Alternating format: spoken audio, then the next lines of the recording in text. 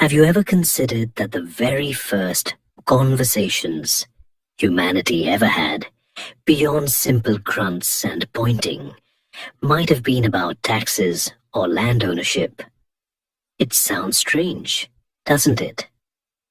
We often imagine ancient peoples discussing grand philosophies or hunting strategies, but the archaeological record, especially in what we call the Fertile Crescent, whispers tales of administrative minutiae and property disputes, suggesting that civilization, in its earliest form, wasn't always romantic. This is where we begin our journey into the oldest civilization, a story that starts with a people whose names we now know, whose cities we've painstakingly unearthed, yet who often feel as hidden from us as the silt-laden rivers they depended upon. The Sumerians, for that is what we call them, didn't just appear out of nowhere, of course. Their origins are still shrouded in the mist of prehistory, a subject historians still argue whether they were indigenous to Mesopotamia or migrated there from elsewhere. However, what we do know with reasonable certainty is that by the late Ubaid period, roughly 4500 to 4000 BCE, distinct cultural traits began to coalesce in southern Mesopotamia, laying the groundwork for what would become truly revolutionary. Imagine a landscape crisscrossed by the Tigris and Euphrates rivers, prone to devastating floods, but also blessed with incredibly fertile alluvial soil. This was their canvas, and they painted upon it the first large-scale human settlements. These early communities, nestled between the life-giving but unpredictable rivers, developed ingenious solutions to manage their environment, particularly through the construction of intricate irrigation systems. It was a massive undertaking, far more complex than a simple ditch. We're talking about canals that stretched for miles, diverting water from the rivers to cultivate vast tracts of land, turning barren plains into verdant fields of barley and wheat. This wasn't just about growing more food. It was about creating a surplus, a fundamental shift that allowed for specialization of labor. Suddenly, not everyone had to be a farmer. And that, my friends, is where things get really interesting. Some people could dedicate their time to crafting pottery, others to weaving textiles, and still others to managing the community's resources. The very first bureaucrats, perhaps, counting grains and allocating plots, probably with a perpetually worried look on their faces. This specialization led directly to the formation of larger, more complex settlements, evolving from villages into what we now recognize as towns, and then, remarkably quickly, into the world's first cities. The transition from scattered villages to dense urban centers like Eridu, Uruk, and Ur wasn't merely an increase in population. It was a complete societal transformation. Picture a bustling Uruk around 3200 BCE, its ziggurat temples reaching towards the sky, its streets teeming with people. A cacophony of sounds and smells, a veritable melting pot of human activity. These cities weren't just collections of houses. They were organized entities with distinct social hierarchies, from the priests and kings at the top, down to the farmers and laborers who formed the backbone of their economy. The earliest forms of governance emerged from the need to manage these complex societies, to distribute resources, resolve disputes, and organize communal projects like those massive irrigation networks. It was a fascinating blend of religious and secular authority, with the temple often serving as the economic and administrative heart of the city, controlling land, labor, and trade. The priests, acting as intermediaries between the human and divine, held immense power, overseeing not just spiritual matters, but also the collection and redistribution of agricultural surpluses. It was, in essence, a theocratic system, where the will of the gods, interpreted by the clergy, was paramount. This intricate societal structure necessitated new ways of tracking information, of remembering who owned what, and how much grain was stored in the temple granaries.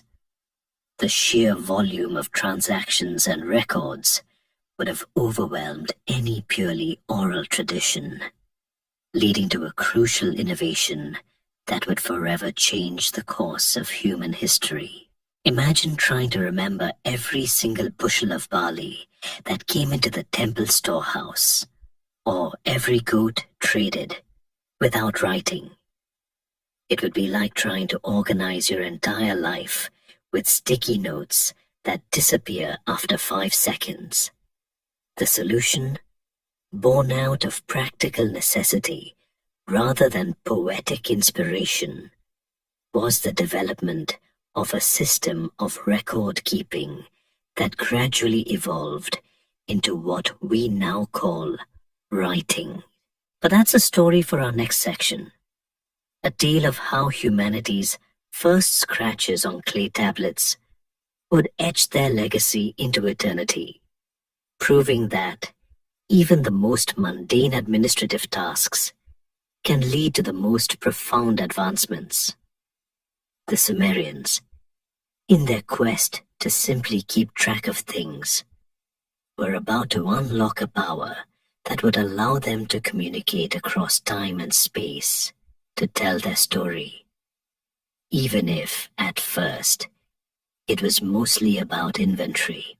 That sudden leap from scattered markings to something truly resembling writing, the kind that could actually convey complex thoughts beyond just 3 sheep here, is one of those moments in history that, if you could bottle it, would probably glow.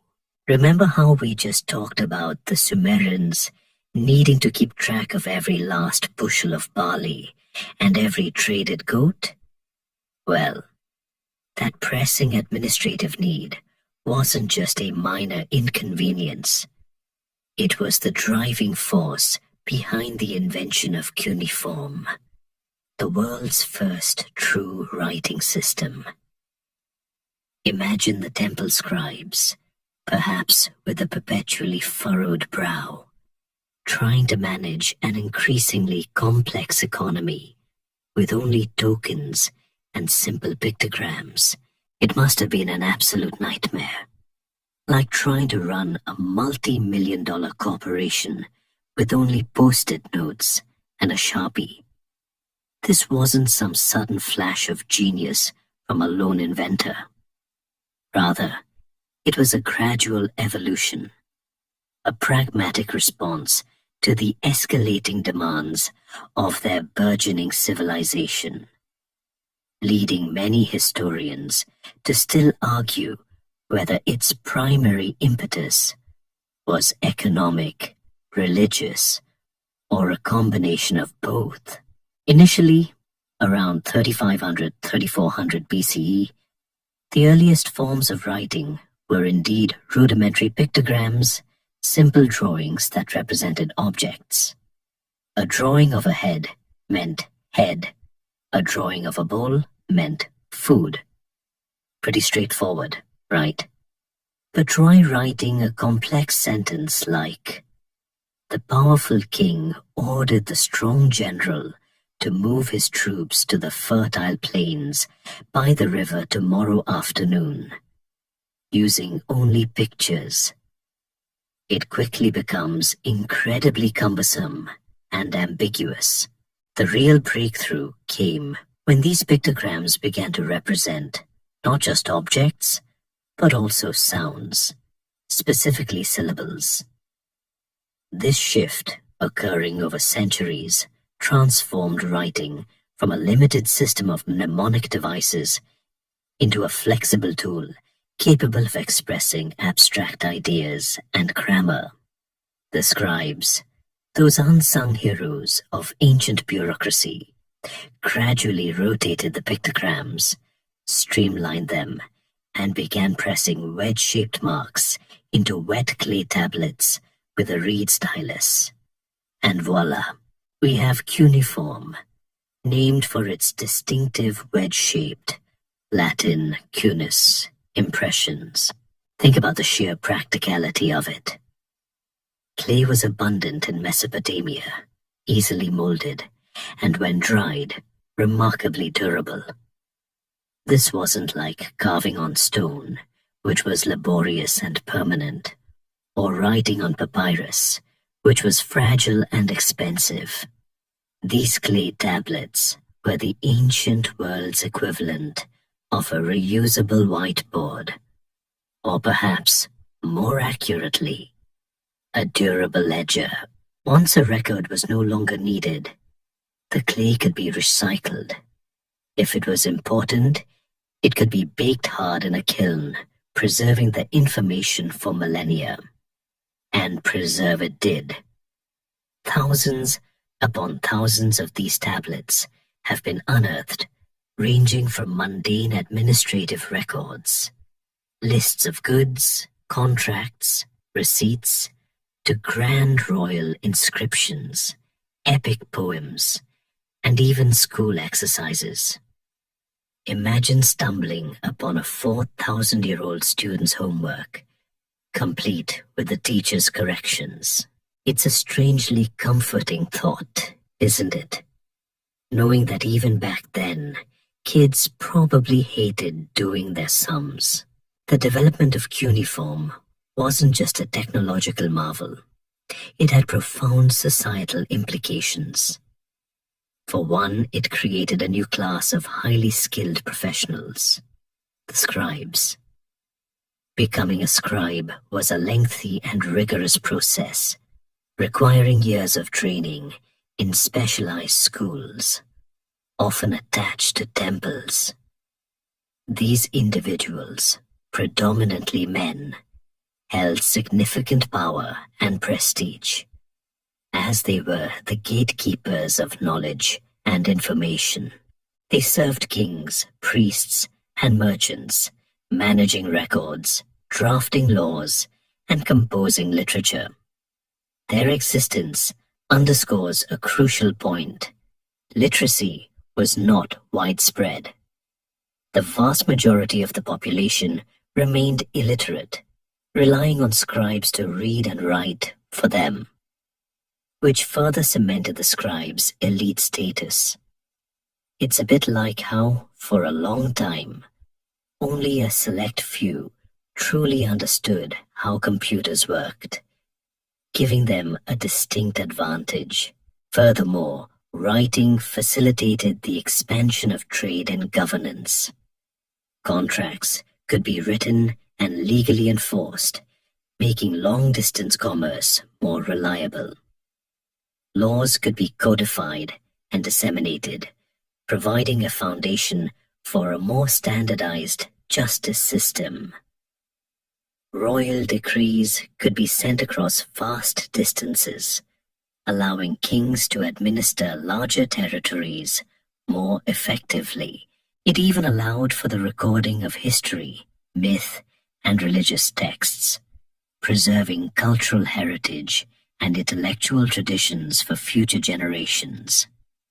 The very first libraries, collections of these clay tablets, began to emerge, serving as repositories of accumulated knowledge. It's truly mind-boggling to think that a simple desire to count sheep led to the creation of libraries filled with stories of gods and heroes. This innovation didn't just help the Sumerians manage their existing world. It fundamentally changed how they perceived and interacted with it, paving the way for the complex political structures that would define the next phase of their civilization. The competitive, vibrant, and often turbulent era of the independent city-states. Imagine living in a world where your closest neighbor, just a few days' walk away, could be your fiercest enemy one year, and your indispensable trading partner the next. This constant dance between cooperation and conflict defined the era of the Sumerian city-states. A fascinating period that followed the invention of cuneiform and saw these urban centers bloom into independent, self-governing entities. Remember how we talked about the rise of large settlements like Uruk and Ur, and how writing helped manage their burgeoning economies? Well, these cities didn't just grow in isolation. They became powerful magnets, drawing in surrounding villages and establishing their own spheres of influence, often leading to fierce independence and frequent conflicts among competing Sumerian urban centers. Historians still argue whether these conflicts were primarily driven by disputes over land and water, or by a more complex interplay of economic dominance and ideological differences. Each city-state was, in essence, its own little country, complete with its own patron deity, its own ruling dynasty, and its own distinct identity. Think of them like the city-states of Renaissance Italy, Florence, Venice, Milan, but thousands of years earlier, nestled in the Mesopotamian plain. The most prominent among them included Uruk, often considered the largest city of its time, with its massive walls and the legendary figure of Gilgamesh associated with it. Ur, famous for its elaborate royal tombs, Lagash and Umma, perennial rivals locked in a centuries-long struggle over a fertile border region, and Nippur, which, though not a political powerhouse, held immense religious significance as the seat of the god Enlil, making it a kind of spiritual capital for all Sumer. The heart of each city-state was its ziggurat, a monumental stepped temple tower dedicated to the city's patron god or goddess. These towering structures, often visible for miles across the flat plains, weren't just places of worship. They were symbols of the city's power, its connection to the divine, and its collective identity. Building them required immense resources and coordinated labor, showcasing the organizational capabilities of these early civilizations. Imagine the sheer effort involved in moving countless sun-dried bricks, layer upon layer, to create something so grand without modern machinery. It makes your weekend DIY project look like a walk in the park, doesn't it? These ziggurats weren't just architectural marvels. They were integral to the theocratic system of governance, reinforcing the idea that the city and its king ruled by divine will. While religion certainly played a central role, the practicalities of daily life and the need for defense were equally pressing. The fertile land between the rivers, while a blessing, was also a source of constant contention. Control over irrigation canals and agricultural land was vital for survival and prosperity. leading to frequent border skirmishes and full-blown wars between neighboring city-states. Kings like Yanatum of Lagash or Lugalzagesi of Umma rose to prominence through military victories, their reigns marked by conquests and the erection of stelae celebrating their triumphs. These conflicts weren't always about total annihilation. Often, they aimed at extracting tribute, asserting dominance, or gaining access to critical resources. The art and inscriptions from this period vividly depict battles, sieges, and the grim realities of ancient warfare, reminding us that even the oldest civilization had its share of violence. Despite the internecine struggles, there was also a remarkable degree of cultural unity among the Sumerian city-states. They shared a common language, Sumerian, a pantheon of gods, and similar artistic and architectural styles. Trade networks connected them, exchanging goods like grain, textiles, and crafts, and even ideas. Scribes from different cities used the same cuneiform script, allowing for communication and the dissemination of knowledge. This cultural cohesion, even amidst political fragmentation, suggests a shared sense of identity, a feeling of being part of a larger Sumerian world. It's a curious paradox, fiercely independent, yet deeply interconnected, much like different regional dialects of a language, distinct but mutually intelligible. And it's this backdrop of independent, often warring, but culturally linked cities that sets the stage for one of humanity's earliest and most enduring tales. A story of a legendary king from one of these very cities, whose name still echoes through the millennia. Have you ever heard a story that felt so ancient, so deeply rooted in the human experience, that it seemed to emerge from the very dawn of time? We just explored the bustling, often combative world of the Sumerian city-states, each a microcosm of early civilization. Now imagine within one of those very cities, Uruk, a king whose name resonated so powerfully that his deeds, real or imagined, were etched into clay tablets and recounted for thousands of years. This brings us to Gilgamesh's epic journey, arguably the world's oldest surviving epic poem, a narrative that gives us an unparalleled window into the values, fears, and hopes of this ancient people. It's truly astonishing, isn't it, to think that humanity's first great work of literature wasn't some dry historical account, but a thrilling tale of friendship, adventure, and the universal quest for immortality.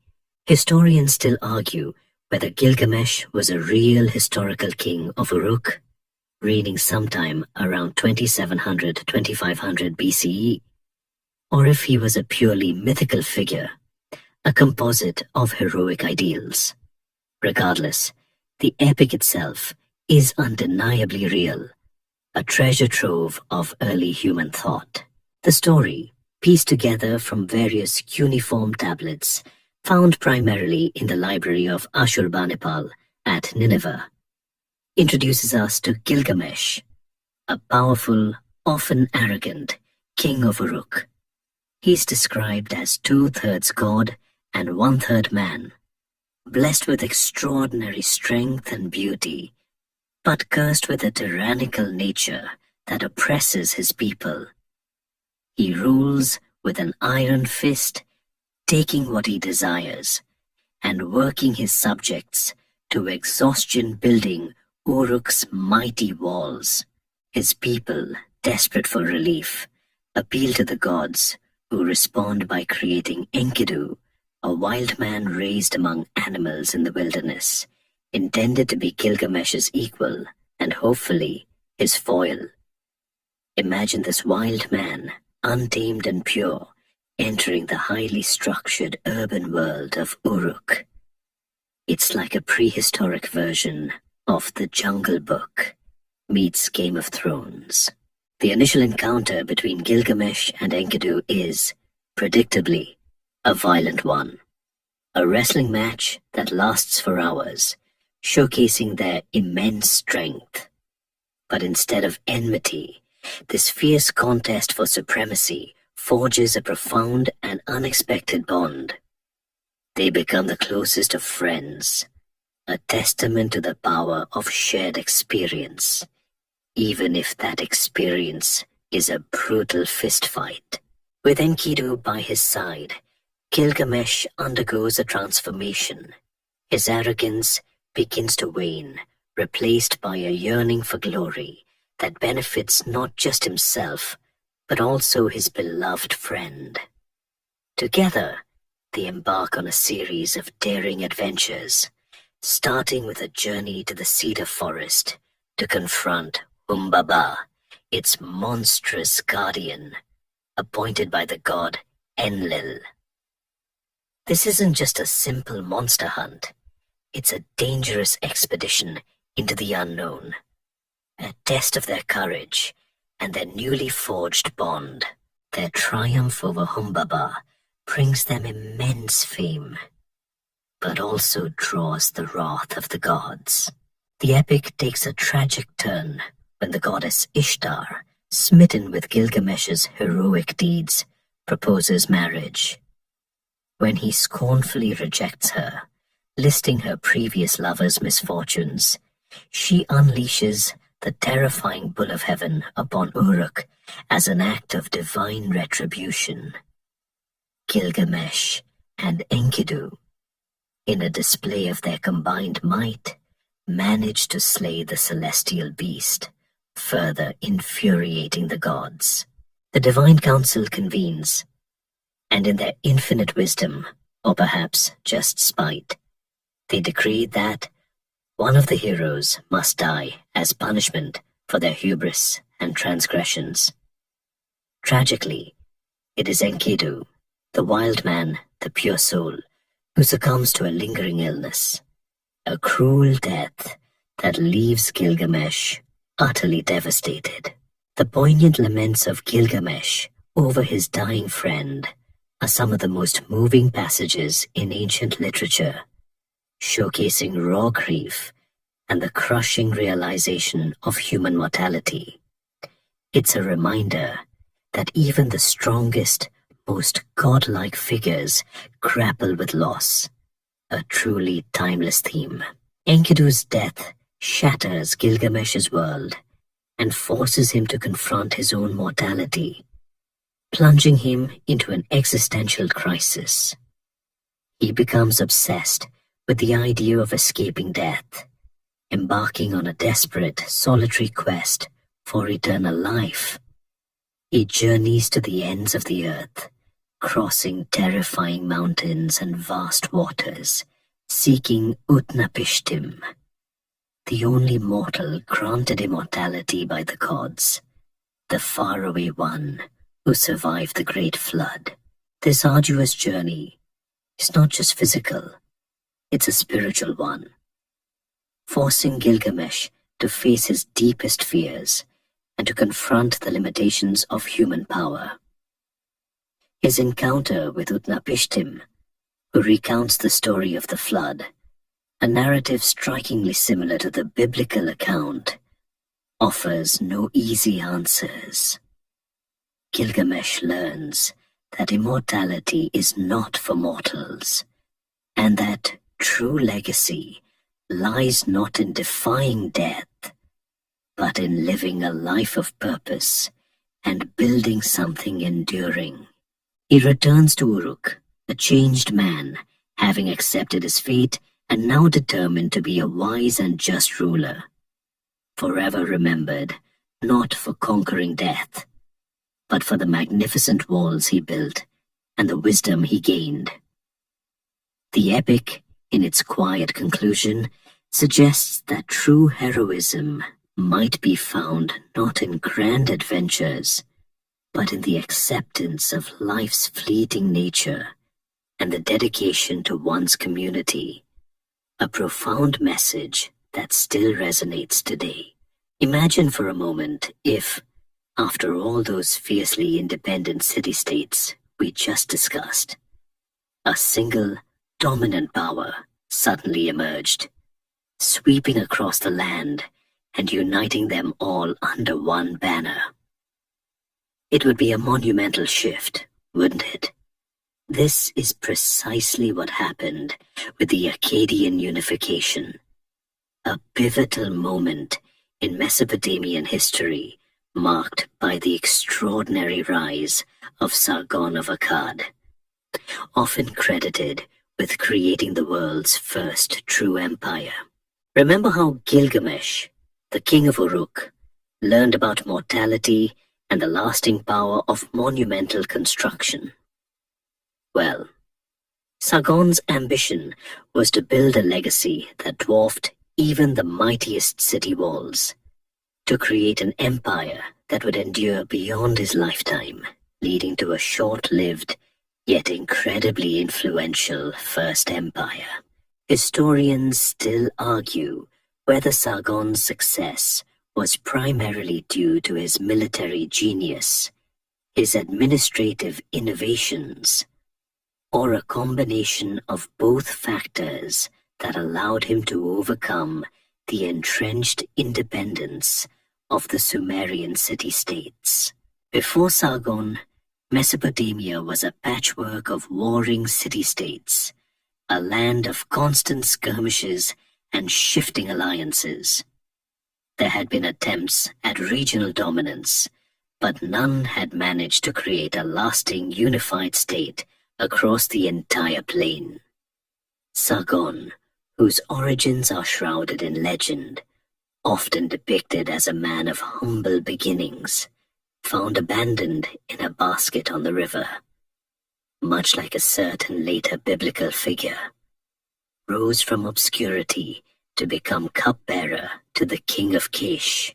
It's a classic rags to riches tale, one that probably resonated deeply even in ancient times, proving that sometimes, even in the most rigid societies, an outsider can truly shake things up.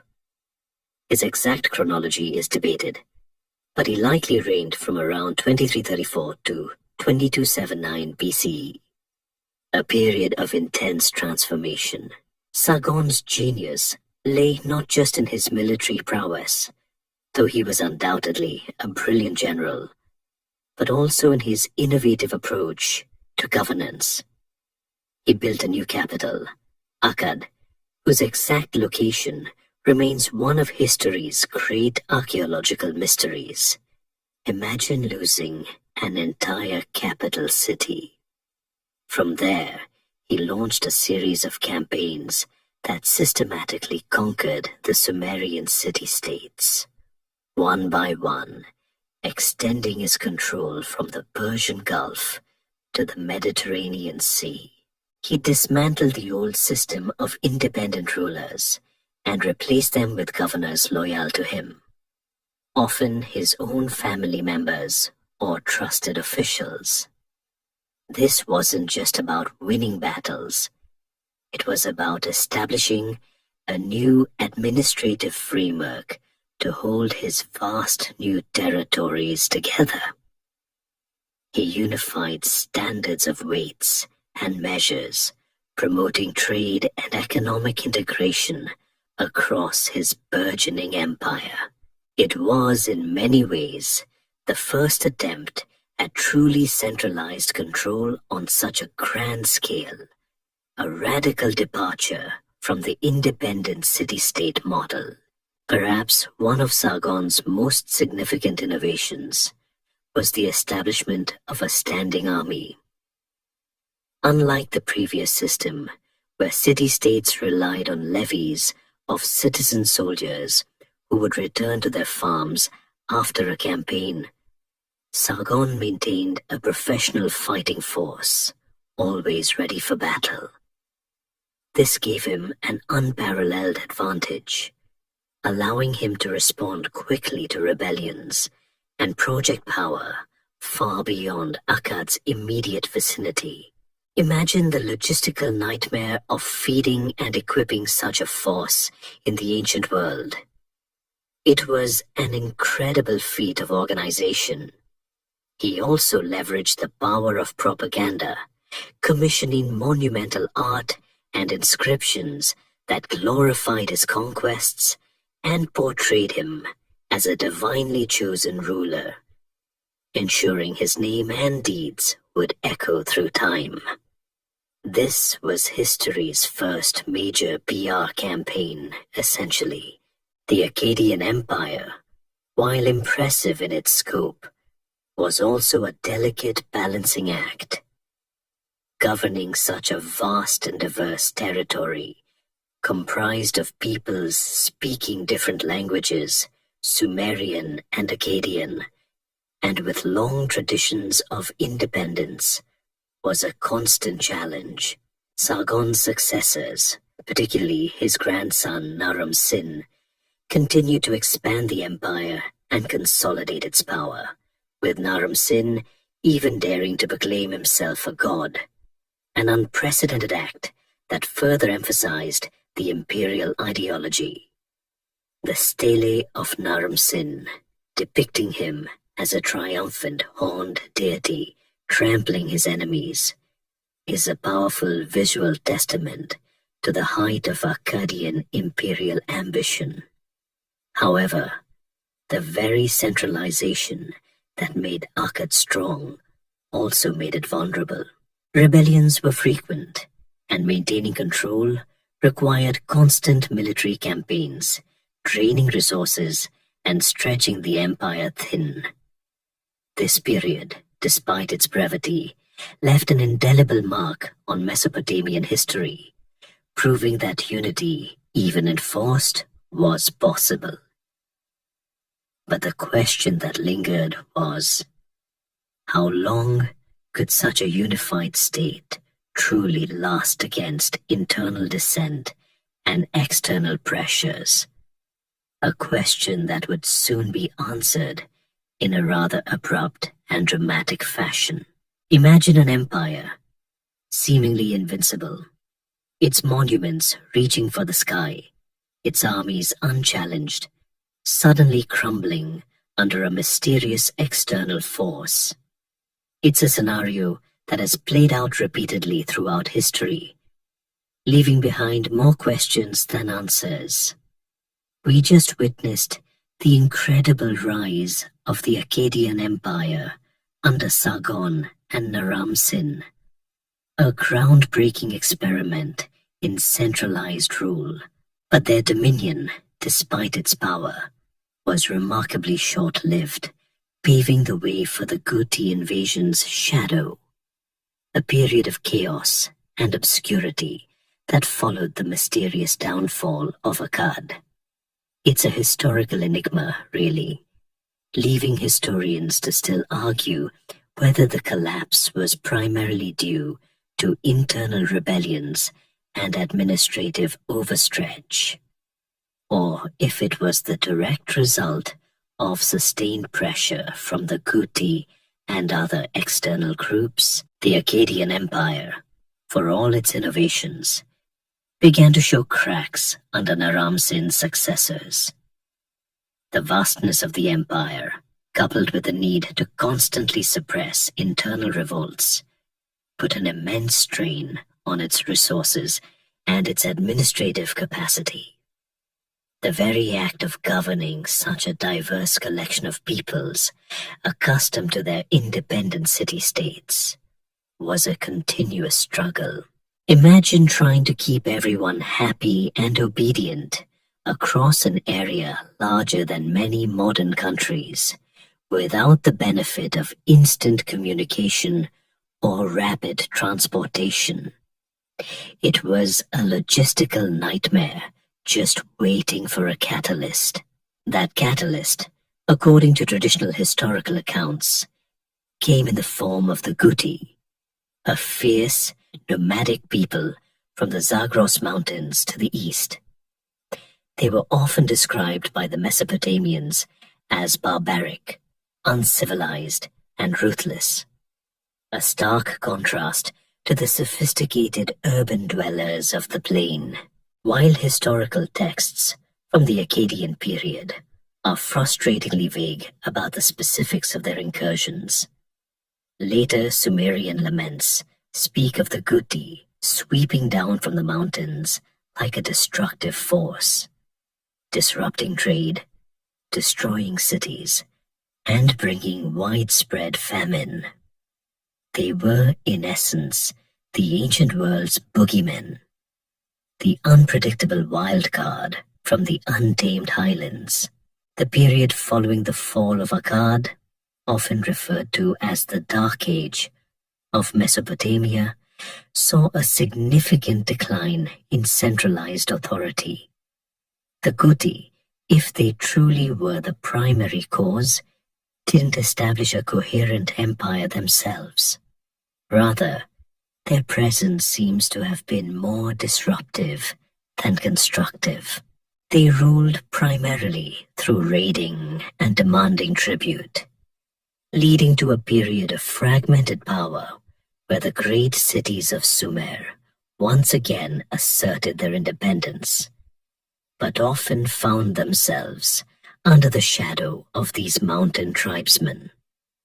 Imagine returning to a world where central authority has vanished and local warlords or tribal chiefs hold sway, making daily life incredibly precarious and uncertain. It sounds less like a civilization and more like a scene from a post-apocalyptic movie, doesn't it? Archaeological evidence from this period supports the idea of widespread disruption. There's a noticeable decrease in monumental building projects, a decline in long-distance trade, and signs of depopulation in some areas. The sophisticated administrative systems of the Akkadians appear to have largely broken down, and the intricate network of canals, so vital for agriculture, may have fallen into disrepair due to a lack of centralized maintenance.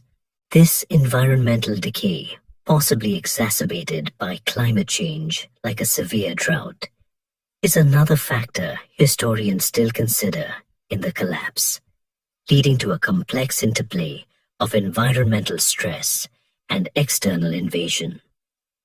It's a grim reminder that even the most advanced societies can be vulnerable to environmental shifts and the unpredictable forces of nature, or, in this case, nomadic raiders.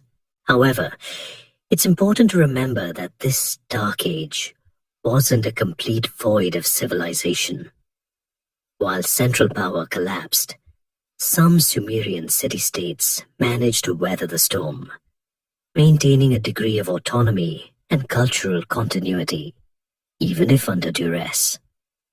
Figures like Gudea of Lagash, who reigned during this tumultuous period, are known through their many statues and inscriptions, which depict him as a pious ruler dedicated to rebuilding temples and promoting prosperity within his city.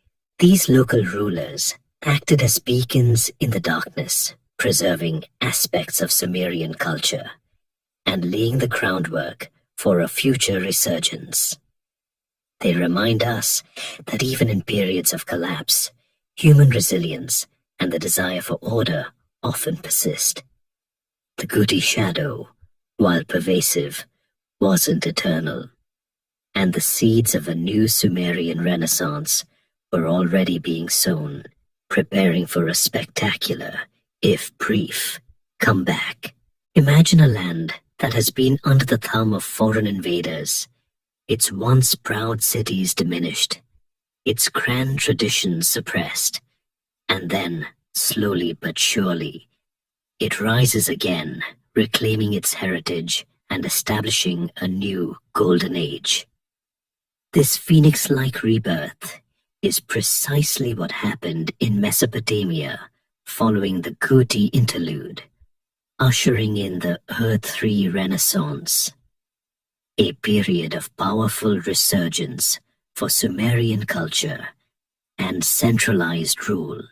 Remember how we discussed the disruptive shadow of the Kuti, those mountain tribes who seemingly brought chaos after the fall of Akkad? Well, the Guti's grip on Mesopotamia was never truly absolute, and while they caused significant upheaval, they didn't completely extinguish the flame of Sumerian civilization. Historians still argue whether this resurgence was a direct reaction to Guti misrule, or if it was an inevitable cyclical return to centralized power following a period of fragmentation. The first stirrings of this renaissance came from the south, from the city-states that had managed to retain some semblance of independence during the Guti period, such as Uruk and Lagash. It was a local king, Utuhegal of Uruk, who is credited with finally expelling the Guti from Sumer around 2119 BCE. His victory was a rallying cry, liberating the land from what was perceived as a barbaric occupation and setting the stage for the return of native rule.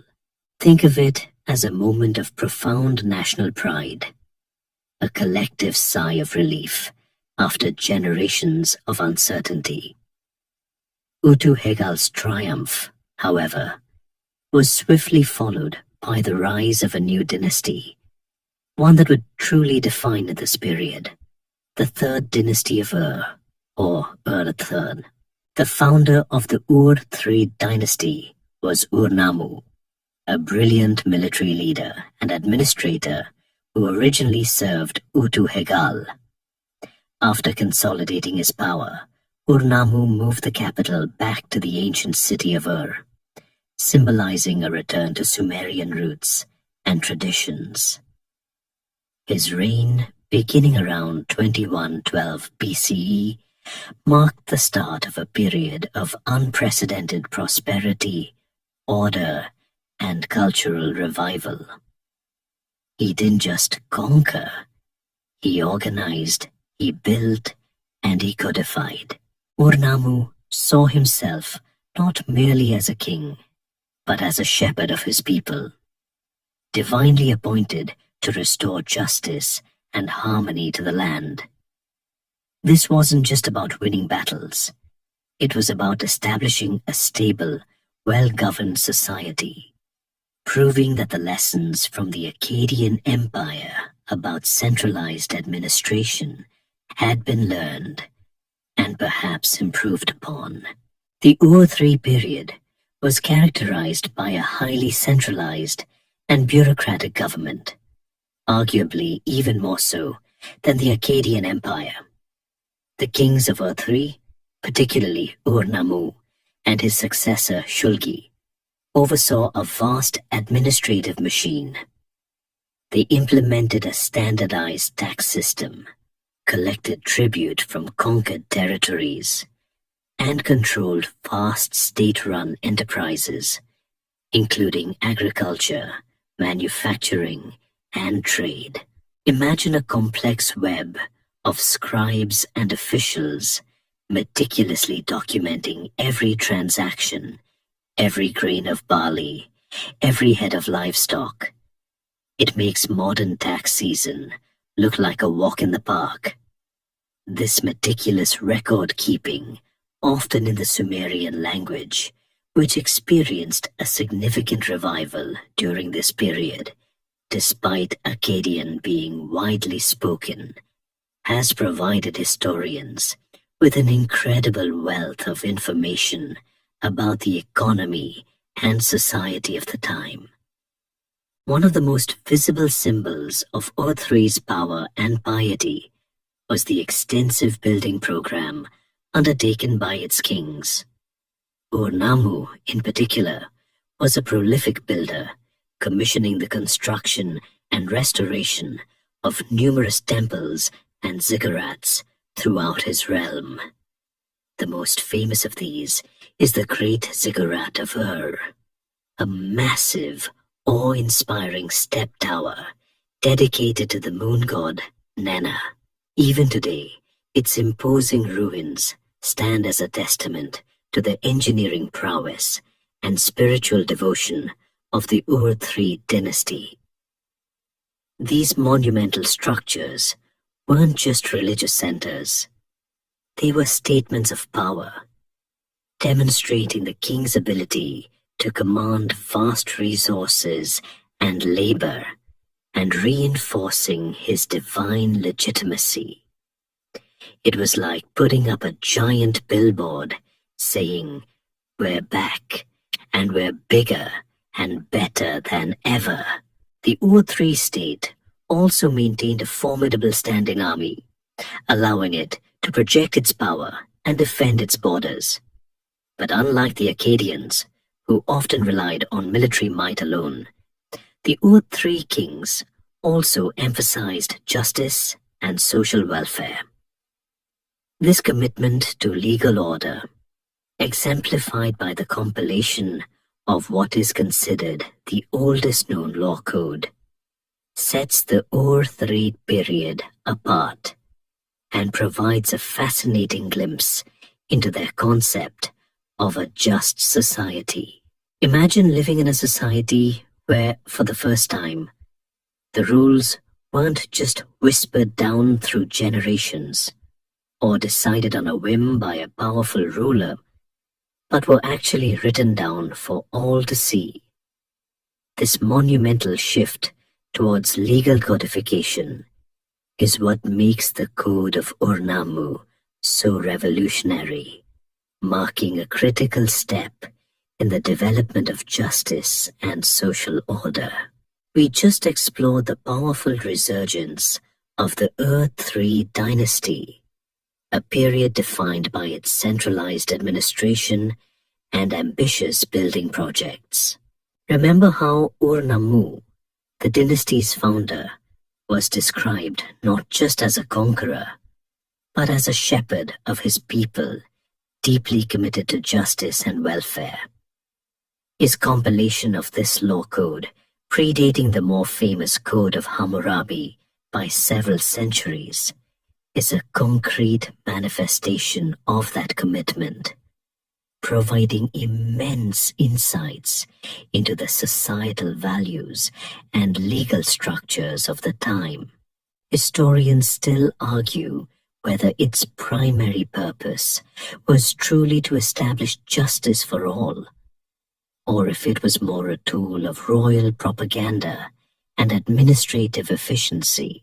Dating back to approximately 2100 to 2050 BCE, the Code of Ur-Nammu is the oldest known surviving law code from Mesopotamia, predating Hammurabi's by about 300 years.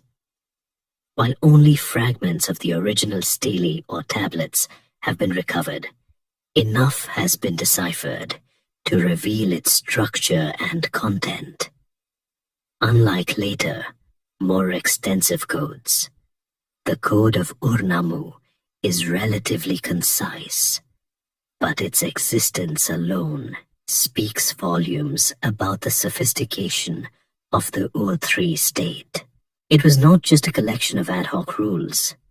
It was a systematic attempt to establish a uniform legal framework across a vast and diverse empire, a testament to the administrative ambition of the Ur III kings.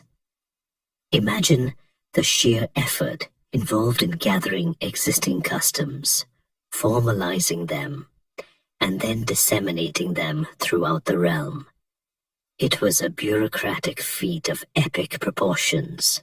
The prologue to the code is particularly fascinating. It begins by invoking the gods, especially Nana, the moon god, patron deity of Ur, and Utu, the sun god associated with justice, affirming that Ur-Nammu was divinely chosen to bring justice and order to the land. It speaks of his efforts to establish equity, to protect the vulnerable, the orphan, the widow, the poor, and to ensure fair dealings among his subjects. This emphasis on protecting the weakest members of society is a recurring theme in ancient Mesopotamian law codes and reflects a foundational aspect of their social contract. It's a bit like a modern political campaign promise, but carved in stone and presumably actually enforced. The prologue also details Ur-Nammu's efforts to standardize weights and measures, a pragmatic step that facilitated trade and ensured fairness in commercial transactions across his empire, further demonstrating his commitment to economic order. The laws themselves, or at least the ones we have, primarily deal with compensatory justice, rather than the eye for an eye retribution often associated with later codes like Hammurabi's. For instance, if a man caused injury to another, such as breaking a bone, the penalty was typically a monetary fine rather than a retaliatory physical punishment. This suggests a legal system that prioritized restitution and reconciliation over strict vengeance, which is a surprising and rather enlightened approach for such an early period. Imagine being able to settle a broken arm with a payment, rather than losing an arm yourself. It certainly sounds more civilized, doesn't it? The code also addresses issues like false accusations, divorce, sorcery, and property damage, providing insights into the daily concerns and social norms of Earthver society. The very act of codifying laws had profound implications. Firstly, it brought a degree of transparency and predictability to the legal system. Citizens, theoretically, could now know what was expected of them and what the consequences of their actions would be. This reduced arbitrary rulings and promoted a sense of fairness. Secondly, it strengthened the authority of the central government, as the king was the ultimate source and enforcer of these laws, binding his vast territories together under a common legal umbrella. Thirdly, it served as a powerful tool of propaganda, showcasing the king as a just and benevolent ruler, divinely sanctioned to maintain cosmic order on Earth. The widespread display of these codes, even if only the literate elite could fully understand them, would have reinforced the king's legitimacy and commitment to the welfare of his subjects. The Code of Ur-Nammu, while not as comprehensive as its later successors, laid a crucial foundation, demonstrating that a well-ordered society required not just military might and economic prowess, but also a clear and accessible system of justice. It was an ambitious step towards a truly governed realm. But even the most well-regulated empires face external threats, and the Earth III dynasty would soon learn that its carefully constructed order was far from impervious to the unpredictable forces lurking beyond its borders. Imagine a meticulously constructed sandcastle, its turrets reaching high, its moats perfectly dug, suddenly facing the relentless tide. That's a bit like what happened to the powerful Earth III empire we just discussed. An empire that not only achieved remarkable centralized control and codified laws, but also saw a significant Sumerian cultural renaissance. Their reign, however, was not destined to last forever, eventually succumbing to the Elamite incursion, describing the external pressures that ultimately led to Earth-3's collapse. It's a sobering reminder that even the most well-organized and seemingly invincible empires are vulnerable to external forces and internal decay. Historians still argue whether the final blow from the Elamites was the sole reason for the empire's demise, or if it merely accelerated an already ongoing internal decline due to famine, administrative overstretch, or economic woes. The Ur-3 Empire, under kings like Shulgi, Ur-Nammu's successor, had reached its zenith, extending its influence across much of Mesopotamia and into parts of Elam itself. But maintaining such a vast and centralized state was an enormous undertaking. The sheer administrative burden, the constant need to collect taxes, manage resources, and oversee an extensive bureaucracy put immense strain on the system. Furthermore, there were signs of internal weakness. A growing number of economic texts suggest difficulties in agricultural production, possibly due to environmental factors like changes in river courses or salinization of the soil, which could have led to widespread famine. A hungry populace is rarely a happy or compliant one, and signs of social unrest, though subtle, can be discerned in the administrative records of the time. Against this backdrop of growing internal strain, external pressures began to mount.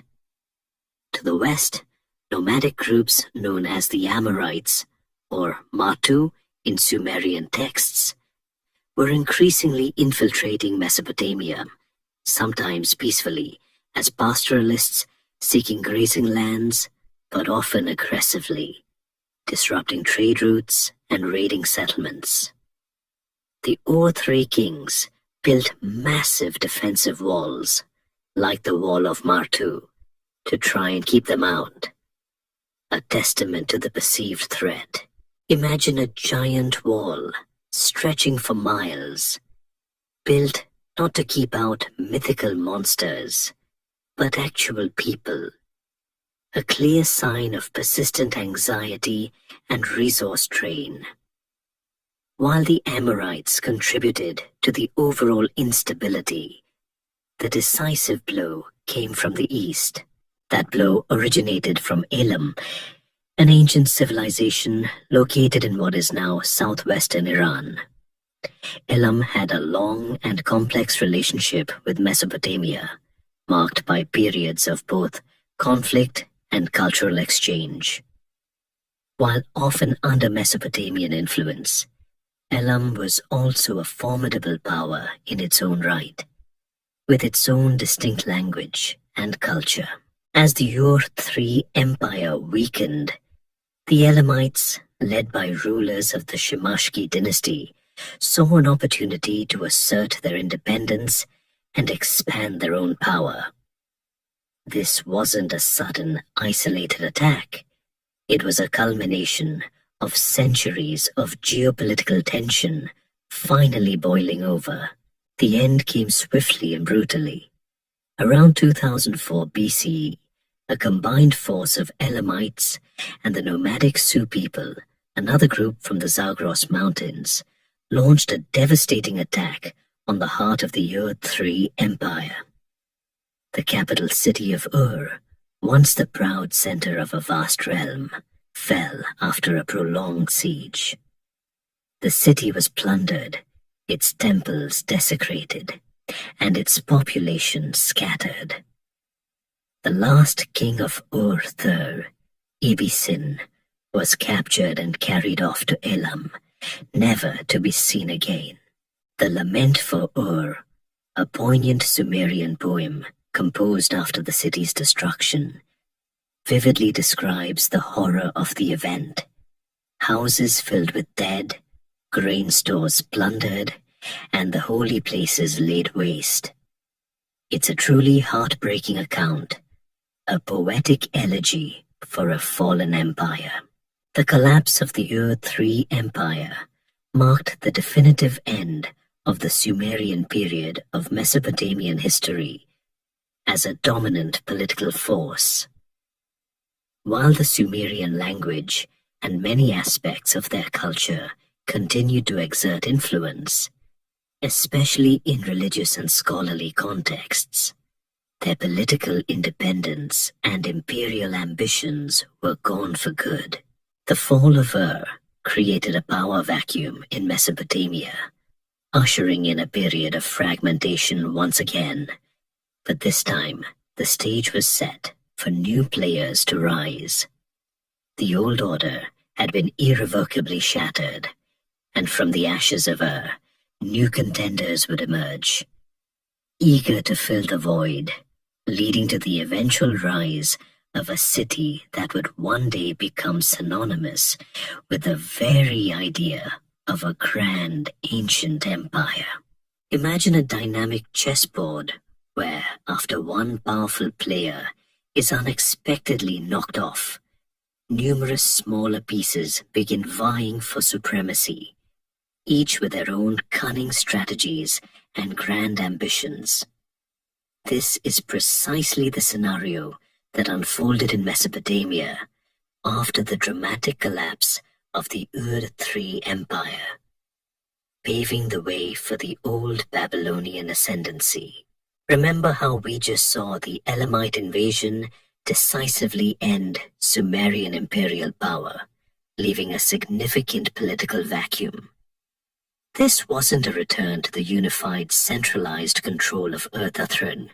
Instead, it ushered in a complex period of shifting alliances and competing city-states, setting the stage for the pivotal reign of Hammurabi. Historians still argue whether this period of fragmented power was truly chaotic, or if it allowed for localized cultural and economic development that laid the groundwork for future stability. The immediate aftermath of Ur-Thathrun's fall saw Mesopotamia splinter into a mosaic of independent city-states, each led by powerful local dynasties. This period, often called the Isin-Lhasa period, named after two prominent rival cities, was characterized by intense competition for control over key trade routes, agricultural lands, and especially for the symbolic mantle of King of Sumer and Akkad, a title that conferred immense prestige but often little actual authority over distant rivals. It was a bit like a perpetual game of musical chairs, but with armies and ziggurats instead of actual chairs. Cities like Isin, Larsa, Eshnunna, and Mari rose to prominence, each attempting to recreate a semblance of the former Ur-Thru order, often through military conquest and complex diplomatic maneuvering. One of the most significant developments of this period was the increasing influence of the Amorites. Remember those nomadic groups we mentioned, who were pressing on the borders of the Ur III Empire? After the empire's collapse, they became even more prominent, gradually settling in Mesopotamia and establishing their own dynasties in many of the newly independent city-states. While initially perceived as outsiders, these Amorite rulers quickly adopted Mesopotamian cultural practices, including the Sumerian and Akkadian languages. Though Akkadian was becoming increasingly dominant, the cuneiform script and the worship of Mesopotamian gods. This wasn't a hostile takeover in the traditional sense. It was more of a gradual assimilation and power shift, a bit like watching a new management team come in. adopt the old company's values, but still run things their own way. Among these rising Amorite-led city-states was a city located on the Euphrates River that had, until this point, been a relatively minor player, Babylon. Its strategic location, commanding vital trade routes, gave it an inherent advantage, but its true ascendance wouldn't come until the sixth king of its Amorite dynasty, Hammurabi. Hammurabi, who reigned from approximately 1792 to 1750 BCE, began his rule as king of a relatively small and unremarkable kingdom. His early years were spent consolidating power within his immediate vicinity, building fortifications, and carefully observing the political landscape. He was a master diplomat, forming alliances and patiently waiting for the opportune moment to strike. Imagine him like a shrewd chess player, meticulously planning his moves while his rivals squabbled amongst themselves. Hammurabi's rise was not a sudden explosion of conquest, but a methodical campaign that showcased his remarkable strategic acumen. For the first 2 decades of his reign, he focused on internal development, strengthening his kingdom's infrastructure and military, and cultivating a reputation as a wise and just ruler.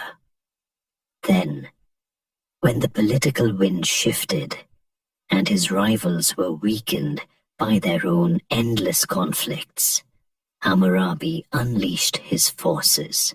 He systematically conquered his neighbors, one by one, incorporating their territories into his growing empire.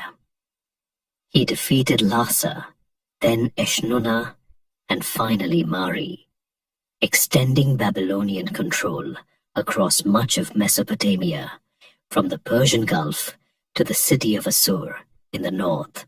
Hammurabi's conquests were more than just military victories. They were carefully integrated into a new, centralized administration. He didn't simply smash and grab, he built. He restored temples, maintained irrigation systems, and established a network of loyal officials to govern his new territories. He styled himself as a shepherd to his people, a champion of justice, and a restorer of order to a land that had suffered from fragmentation.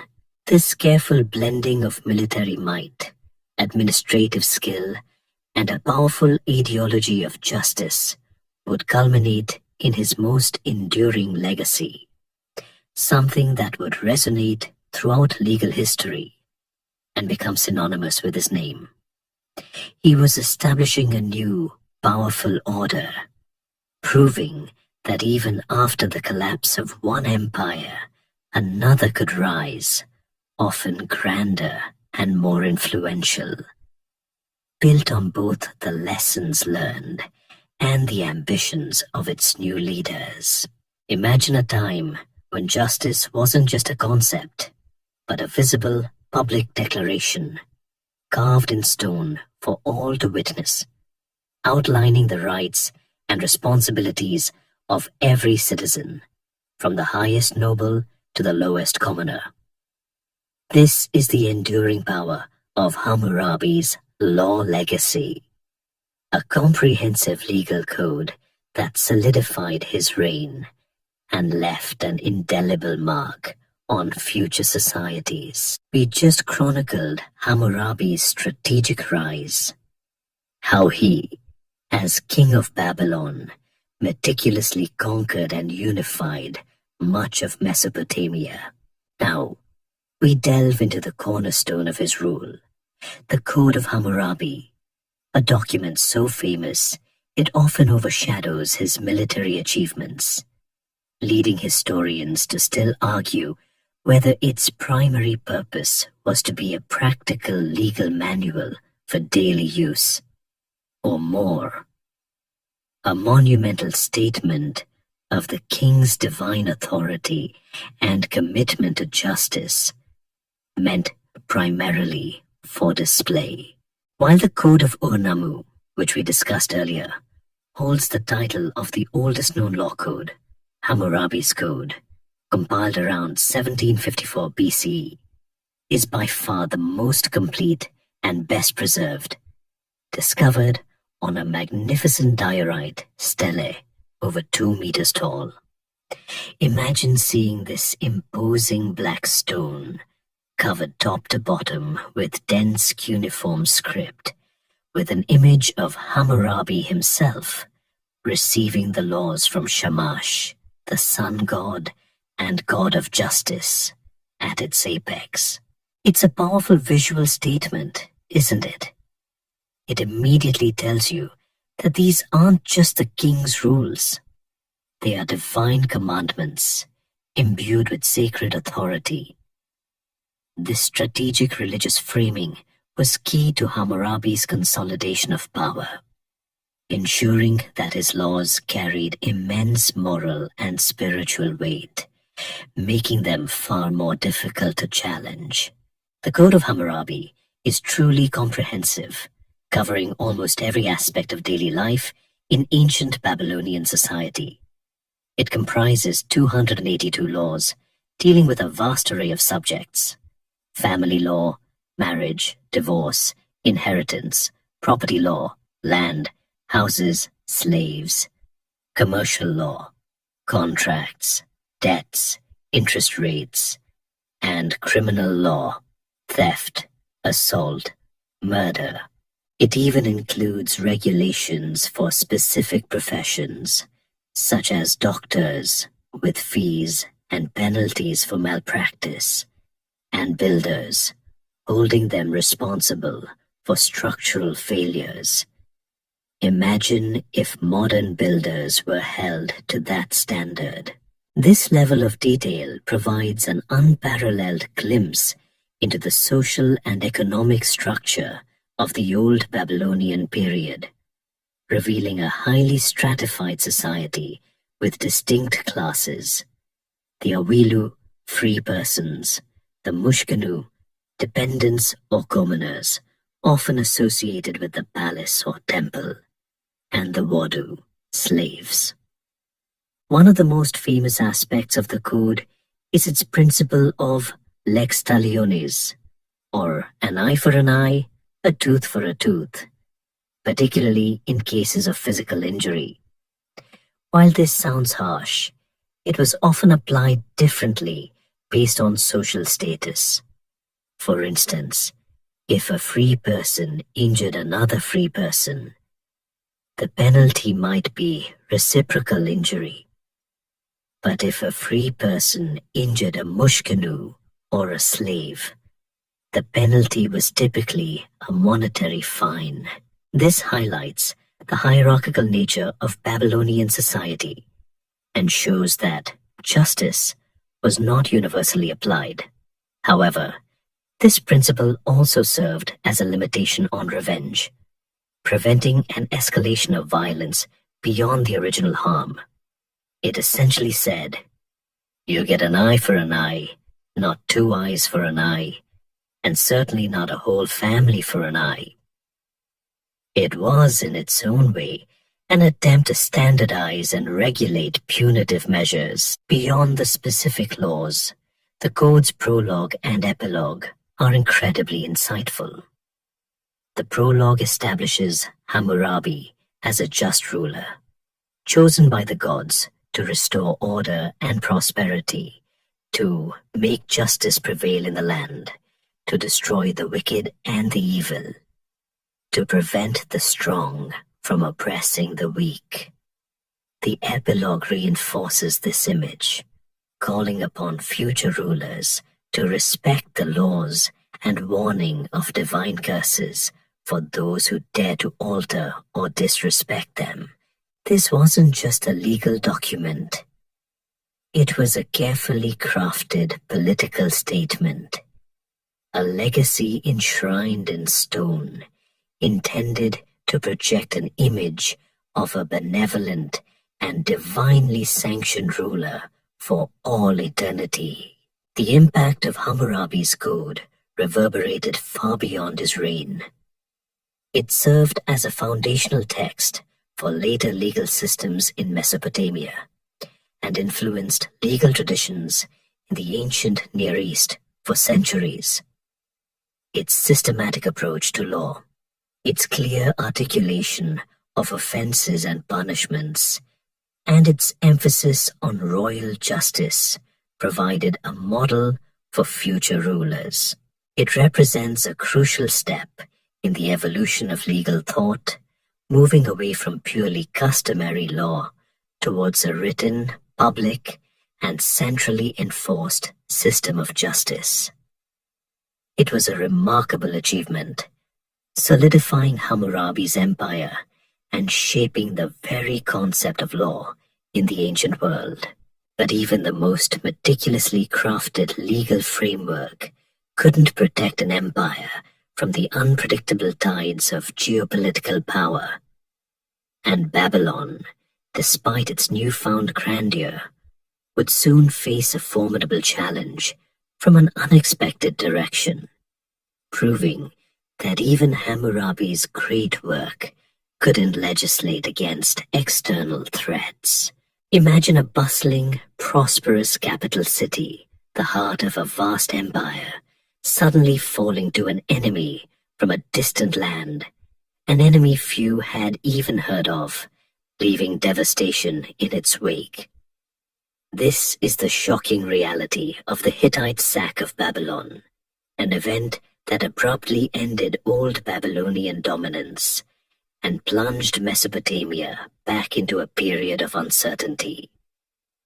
We just marveled at the comprehensive legal legacy of Hammurabi, a code that defined an era and projected an image of eternal order.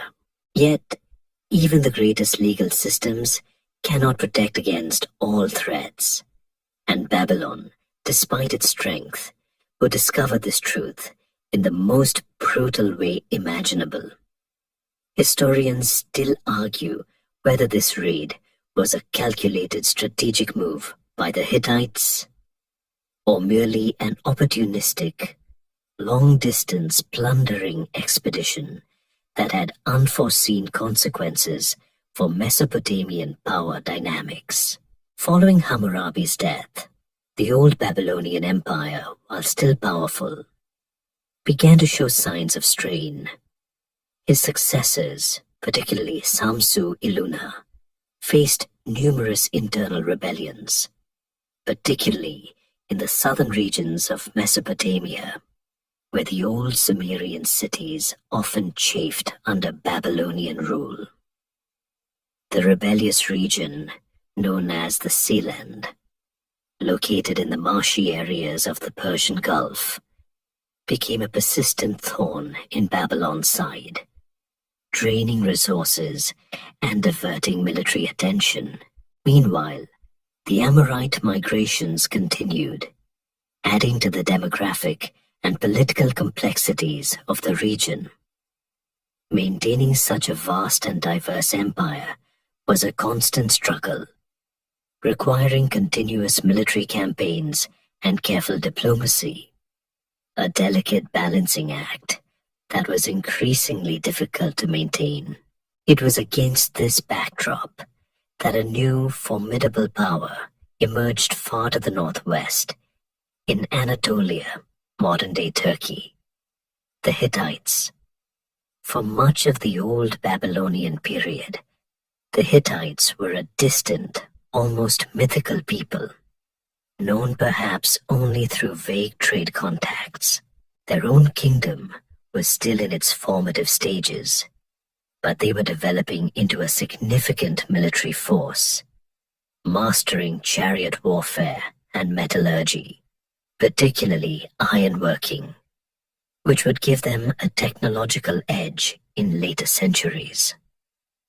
At the time of the sack of Babylon, however, their power was still growing, and their audacious raid deep into Mesopotamia was an unexpected, almost bewildering act of aggression.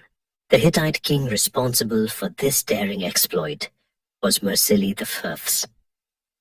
Around 1595 BCE, in an incredible display of strategic ambition and logistical capability, Mursili led his army on an astonishingly long-distance campaign, bypassing numerous intervening kingdoms and hostile territories to strike directly at the heart of the old Babylonian Empire. Imagine an army marching hundreds of miles through deserts and over mountains into unknown lands purely to attack a distant, wealthy city.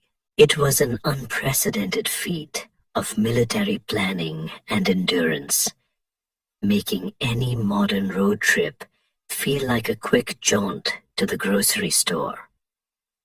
The element of surprise, coupled with any internal weaknesses Babylon might have been experiencing, proved decisive.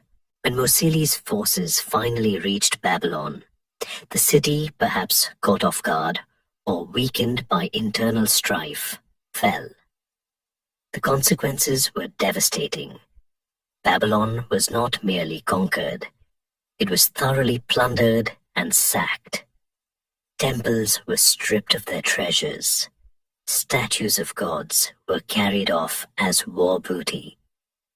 A deeply symbolic act in ancient Mesopotamia, representing the gods abandoning their city. And the city's infrastructure was likely damaged. The very stele of Hammurabi's code, that proud monument of justice, may have been among the treasures taken, though it was later found in Elam, suggesting a more complex post-sack journey. The Hittites, however, did not intend to occupy Babylon permanently. After their destructive raid, they simply packed up their loot and retreated back to Anatolia, leaving Babylon in ruins and a power vacuum in their wake.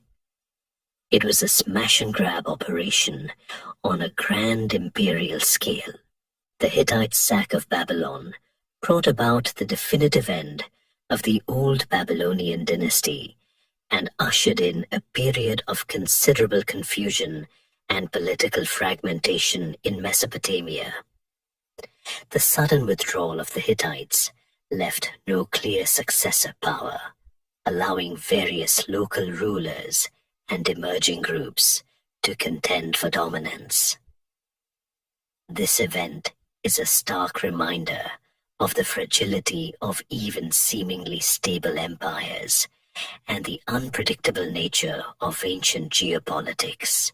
While Babylon would eventually rise again, its brief, catastrophic encounter with the Hittites marked the end of an era and cleared the way for a new, often obscure, chapter in Mesopotamia's long and complex history, preparing the stage for yet another group to try their hand at ruling the land.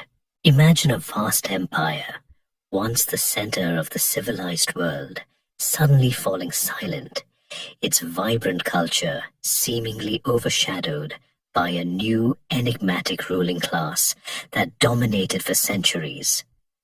This is the intriguing, often obscure chapter of the Kassite dynasty's rule in Mesopotamia. We just witnessed the shocking and abrupt end of the old Babylonian Empire with the Hittite sack of Babylon, a devastating raid that left a power vacuum in its wake. Into this void stepped the Kassites, a people whose origins remain somewhat mysterious, who would go on to rule Babylon for an astonishingly long period, yet whose impact on the land is still debated. Historians still argue whether the Kassite period was a dark age of cultural stagnation, or if it represents a sophisticated period of synthesis and adaptation that maintained Mesopotamian traditions while introducing new elements. The period immediately following the Hittite raid, around 1595 BCE, was one of fragmentation and uncertainty in Mesopotamia. With the old Babylonian dynasty shattered and the Hittites having retreated, no single power was strong enough to immediately assert control over the entire region. This instability provided the perfect opportunity for the Kassites to solidify their presence. The Kassites were a people from the Zagros Mountains, much like the Guti before them, who had been gradually infiltrating Mesopotamia for centuries, serving as agricultural laborers, mercenaries, and occasionally even as minor officials within the old Babylonian administration.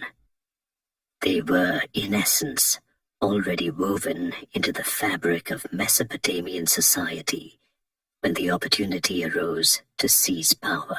Unlike the destructive Guti, the Kassites, once in control, proved to be remarkably adept at adopting and preserving Mesopotamian culture.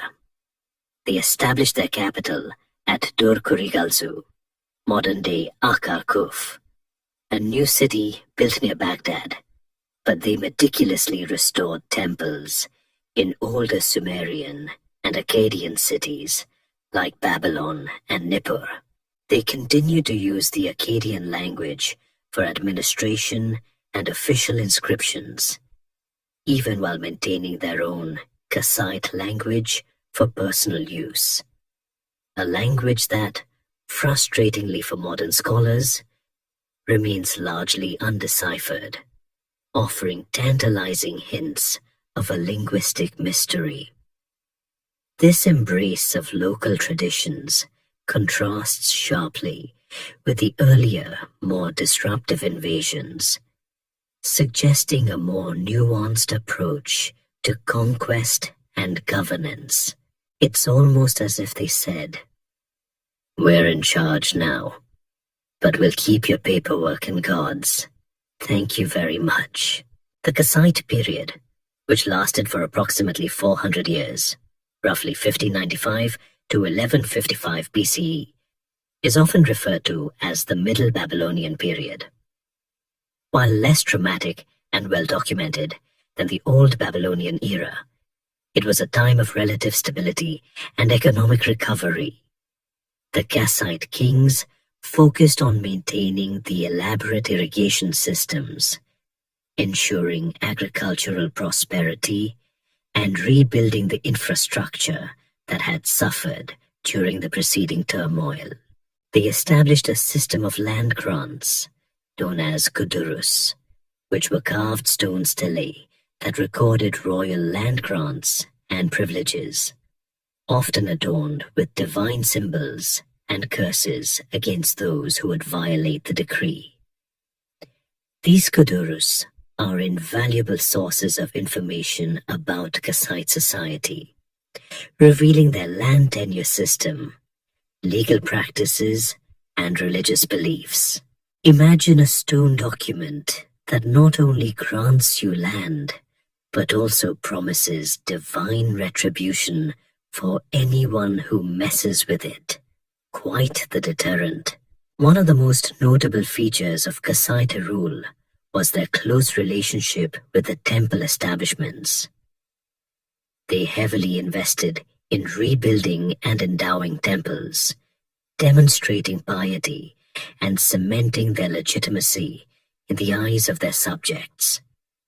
This symbiotic relationship between king and clergy helped ensure social order and provided a framework for economic activity, as temples often functioned as major economic centers, controlling land, labor, and trade. The Kassites also engaged in extensive diplomatic relations with other major powers of the late Bronze Age, including Egypt, the Hittites, who had ironically started their rule, and the emerging Assyrians, as evidenced by the Amarna letters, which we'll discuss later. These international ties show that despite their somewhat opaque internal history, the Kassites were active players on the geopolitical stage. While not as innovative as the Sumerians or as dramatically impactful as the Old Babylonians, the Kassite dynasty provided a crucial period of continuity and stability for Mesopotamia. They meticulously preserved and transmitted the vast Mesopotamian cultural and intellectual heritage, acting as crucial custodians of a civilization that had already spanned millennia. Their long reign allowed for the slow, steady recovery of the land and its people, ensuring that the flame of Mesopotamian civilization continued to burn, even if its light was sometimes dim. But as always in this region, new powers were constantly on the rise. And to the north, a formidable kingdom was slowly, relentlessly gathering its strength, preparing to challenge the old order. Imagine the ancient Near East not as a collection of isolated kingdoms, but as a vibrant, interconnected web of powerful empires, each vying for influence, sending elaborate gifts, and exchanging diplomatic letters that reveal both their grandeur and their petty squabbles. This is the dynamic world of the late Bronze Age, and central to this intricate tapestry, especially in the north, was the Mitanni kingdom's influence, an often overlooked, yet formidable Hurrian power that played a pivotal role in shaping the geopolitics of the era. We just explored the long, stable, but somewhat enigmatic rule of the Kassites in Babylon, who acted as custodians of Mesopotamian culture. Now, our gaze shifts northward to a kingdom whose very name evokes a sense of mystery, a Hurrian state that rose to rival even the mightiest empires. Historians still argue whether the Mitanni's success was primarily due to their mastery of chariot warfare, or their astute diplomatic strategies in balancing the powers of Egypt and Hatti. The Mitanni, a kingdom centered in northern Mesopotamia and Syria, flourished from roughly the 15th to the 13th centuries BCE. Unlike the Sumerians or Akkadians, the Mitanni were a Hurrian-speaking people, an ethnic group whose origins are still debated, but who were distinct from the Semitic and Indo-European groups of the region. What makes them particularly intriguing is the presence of an Indo-Aryan ruling elite within their society, who introduced terms related to horse training and chariot warfare, suggesting a fascinating cultural blend. Imagine a ruling class speaking a different language than their subjects, but effectively governing a complex multi-ethnic state. It's a testament to their administrative flexibility, or perhaps their sheer military dominance. The key to Mitanni power lay in their mastery of chariot warfare. The two-wheeled, horse-drawn chariot was the premier military technology of the late Bronze Age, a devastatingly effective weapon on the battlefield. The Mitanni were exceptional charioteers, deploying large numbers of these mobile platforms, giving them a significant advantage over their rivals. This military superiority allowed them to establish a vast kingdom, controlling a significant portion of northern Mesopotamia and extending their influence westward into Syria, where they often clashed with the burgeoning Egyptian and Hittite empires over vital trade routes and resource-rich territories. Imagine seeing hundreds, even thousands, of these ancient war machines thundering across the plains, an awe-inspiring and terrifying sight. Their rise meant they often found themselves in direct competition with the Hittite Empire to the north and the burgeoning New Kingdom of Egypt to the south. The history of the Late Bronze Age in the Near East is, in many ways, a triangular dance of power between these three great empires: Egypt, Hatti, the Hittites, and Mitanni. They alternately fought fierce wars, signed peace treaties, and engaged in elaborate diplomatic exchanges, often cemented by royal marriages between their ruling families. These were not just symbolic unions, they were strategic alliances aimed at maintaining a balance of power, ensuring that no single empire became too dominant. It's almost like a very ancient, very high-stakes version of alliance building in a strategy game. One of the most valuable sources of information about this period, and particularly about the Mitanni, comes from a remarkable archive of diplomatic correspondence known as the Amanna letters, which we will dive into in more detail in our next section. These clay tablets, discovered in Egypt, contain letters exchanged between the Egyptian pharaohs and various rulers across the Near East, including the kings of Mitanni. They reveal a world of elaborate courtesies, demands for gold, complaints about perceived slights, and urgent appeals for military assistance. They show the Mitanni kings, such as Shutana the Setu and Tushrata, engaging as equals with the mighty pharaohs, negotiating alliances, and sending their daughters to marry into the Egyptian royal family. The Mitanni's influence extended beyond military might and diplomacy. They were also cultural conduits, facilitating the spread of Hurrian religious practices, artistic styles, and specific horse training texts across the Near East. They absorbed elements from both Mesopotamian and Syrian cultures, creating a vibrant synthesis that enriched the broader region.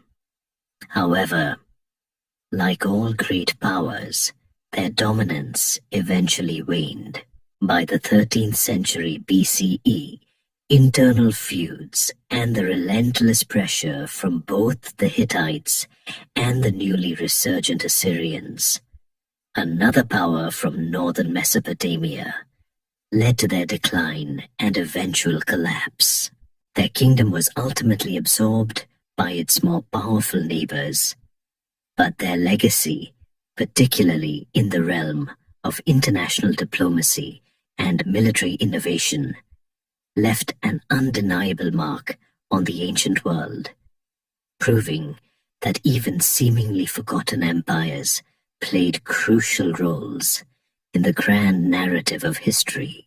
Have you ever wondered what ancient international diplomacy looked like? Not the grand treaties carved in stone, but the everyday back and forth, the demands, the compliments, the subtle threats, and the requests for lavish gifts. Well, thanks to a remarkable archaeological discovery, we don't have to wonder. This brings us to the Amanna letters revelations, a trove of clay tablets that truly unpack the diplomatic correspondence, shedding light on late Bronze Age geopolitics. We just discussed the powerful Mitanni kingdom and its role in the intricate balance of power between Egypt, Hatti, and themselves. These very letters are our primary window into that complex world, revealing a level of interconnectedness and sophistication that might surprise you about ancient empires. Historians still argue whether the apparent lack of urgency or direct military response evident in some of these letters indicates true Egyptian indifference to its vassal states, or if it reflects a more nuanced, deliberate strategy of non-intervention. The Amarna letters were discovered in 1887 by a local woman in Amarna, Egypt, the site of the ancient Egyptian capital of Akhetaten, built by Pharaoh Akhenaten. This archive consists of over 380 clay tablets, mostly written in Akkadian cuneiform, the lingua franca, common language, of diplomacy across the ancient Near East at the time. Imagine the shock of finding hundreds of letters from foreign kings, written in a Mesopotamian script, in an Egyptian royal archive. It's like finding a secret stash of diplomatic emails from centuries ago. But instead of digital files, they're tangible clay tablets. The letters span a period of roughly 30 years, primarily during the reigns of Egyptian pharaohs Amenhotep III, Akhenaten, and Tutankhamun, offering an unparalleled glimpse into the international relations of the 14th century BCE. These aren't dry formal treaties. Oh no, these are lively, often gossipy, and sometimes exasperated exchanges between the great kings of the era: the Pharaoh of Egypt, the king of Hatti, the Hittites, the king of Mitanni, the king of Assyria, and the king of Babylon, the Kassite ruler. Remember them? They refer to each other as my brother, even when making thinly veiled threats or complaining about the quality of gold received. The letters cover a vast range of topics: requests for gold. Egypt was seen as a land of immense wealth. Discussions of royal marriages, used to cement alliances, often with complaints about the dowry or the treatment of princesses, reciprocal gift exchanges, and urgent pleas for military aid from Egyptian vassal rulers in Syria and Canaan, who were facing various threats, including the enigmatic Apiru, often depicted as outlaws or rebels. One of the most striking aspects of the Amarna letters is the detailed picture they paint of the balance of power during the Late Bronze Age. They clearly show that Egypt, while powerful, was not the sole superpower. The Hittites and Mitanni were formidable rivals, engaging in complex diplomatic maneuvers, shifting alliances, and occasional military clashes. For instance, there are numerous letters from Mitanni kings, like Tushratta, to the pharaoh, discussing alliances against the Hittites, requesting gold, and celebrating royal marriages.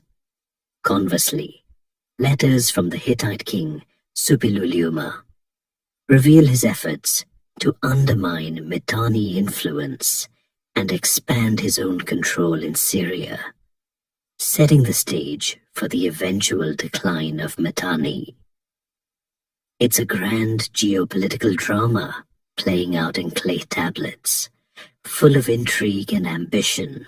Beyond the great powers, the letters also provide a unique insight into Egypt's relationship with its vassal states in the Levant, modern-day Syria, Lebanon, and Israel.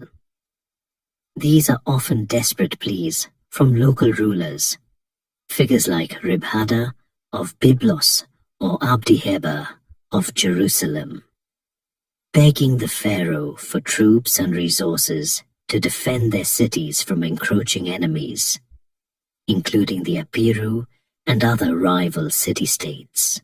What's often frustrating for modern historians is the apparent lack of strong intervention from Egypt, leading to much scholarly debate. Did Akhenaten, absorbed in his religious reforms, simply neglect foreign affairs? Or was it a deliberate policy to allow local conflicts to weaken potential rivals while maintaining a facade of imperial authority? The letters certainly suggest that many of these local rulers felt abandoned, painting a vivid picture of a crumbling Egyptian hold on its Levantine territories. The Amarna letters are not just historical documents. They are human documents, full of personality and emotion. You can almost hear the exasperation of a pharaoh complaining about the small amount of gold received from Babylon, or the desperation of a vassal ruler seeing his city besieged. They transform our understanding of the ancient world from static empires into a dynamic, interconnected sphere of diplomacy, trade, and occasional warfare. They show that even thousands of years ago, kings were worried about their gold reserves, their international reputation, and whether their allies would actually show up when needed. This detailed glimpse into international relations also highlights the rising regional powers, particularly to the north, who would soon step onto the global stage with unprecedented force. Imagine a place far to the north, where for centuries a resilient people slowly but surely gathered strength, learning from the empires that rose and fell around them, patiently waiting for their moment to dominate the ancient world. This is the story of the Assyrian Might Awakens, chronicling the gradual, often brutal, rise of Assyria from a regional power to a formidable empire. We just dipped into the fascinating world of late Bronze Age diplomacy through the Amarna letters, where Assyria, though mentioned, was still a comparatively minor player, alongside the likes of Egypt, Hatti, and Mitanni. Now, we turn our attention to the land of Assur, a place that would, over the course of centuries, become synonymous with military prowess and imperial ambition. Historians still argue whether Assyria's relentless expansion was driven primarily by a specific imperial ideology rooted in the worship of Ashur, or by more pragmatic factors like economic necessity and defensive strategies. The origins of Assyria trace back to the city of Assur, located on the Tigris River in northern Mesopotamia. From around the early 2nd millennium BCE, Assur was an important trading center, particularly active in long-distance trade networks, exchanging textiles and tin for silver in Anatolia, as evidenced by the thousands of old Assyrian cuneiform tablets discovered at Kanesh, Kultepe. This early period, often called the Old Assyrian period, saw them establish extensive mercantile colonies and develop a sophisticated commercial infrastructure. They were, in essence, entrepreneurial traders before they became fearsome warriors. It's a rather mundane origin for a future empire known for its military might, isn't it? Like finding out a notorious crime lord started out selling lemonade. During the Middle Bronze Age and into the Late Bronze Age, Assyria experienced fluctuating fortunes. They were at times subjugated by larger powers, notably the Mitanni kingdom, which we discussed earlier. This period of subjugation, however, seems to have instilled in them a fierce determination for independence and a deep-seated military ethos. They absorbed military technologies, learned diplomatic strategies, and honed their administrative skills while under foreign dominion. It was a crucible of learning, forging a people who would eventually turn the tables on their former overlords. The true awakening of Assyrian might begin in the Middle Assyrian period, roughly 1400 to 1000 BCE. After the decline of Mitanni power, partially due to Hittite pressure, as seen in the Amarna letters, Assyrian kings like Ashur-uballit-Hosrones, Sati, 1365 to 1330 BCE, seized the opportunity to assert their independence and expand their territory. Ashur-uballit even exchanged letters with the Egyptian pharaoh in the Amarna archive, signifying Assyria's new status as a recognized great power on the international stage. This was a crucial turning point, moving them from regional autonomy to active participation in the complex diplomatic game of the late Bronze Age. The Middle Assyrian kings who followed, such as Adad-nirari-Firm, Shalmaneser-Firm, and Tukulti-Ninurta-Firm, were relentless in their campaigns. They systematically conquered neighboring territories, consolidated their control over northern Mesopotamia, and even managed to briefly conquer Babylon, marking a period of direct Assyrian rule over the Kassites. This expansion was driven by a highly disciplined and effective military machine.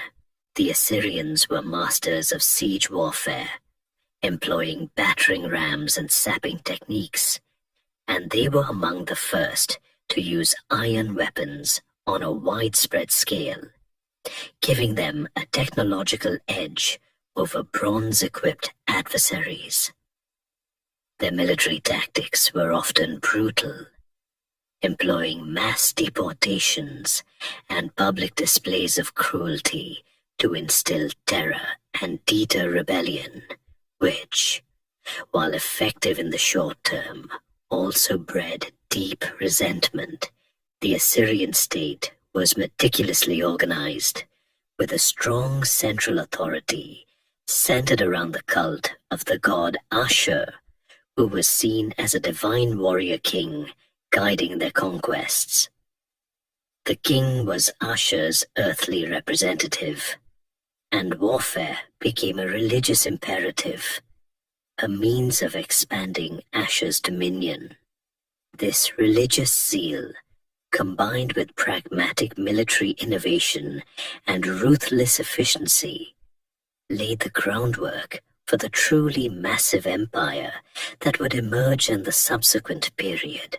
The gradual process of expansion, the learning from their earlier subjugation, and the relentless pursuit of military superiority transformed Assyria from a minor trading state into a burgeoning regional power, preparing it for a grander, more dominant role on the world stage, one that would redefine the very concept of empire in the ancient Near East.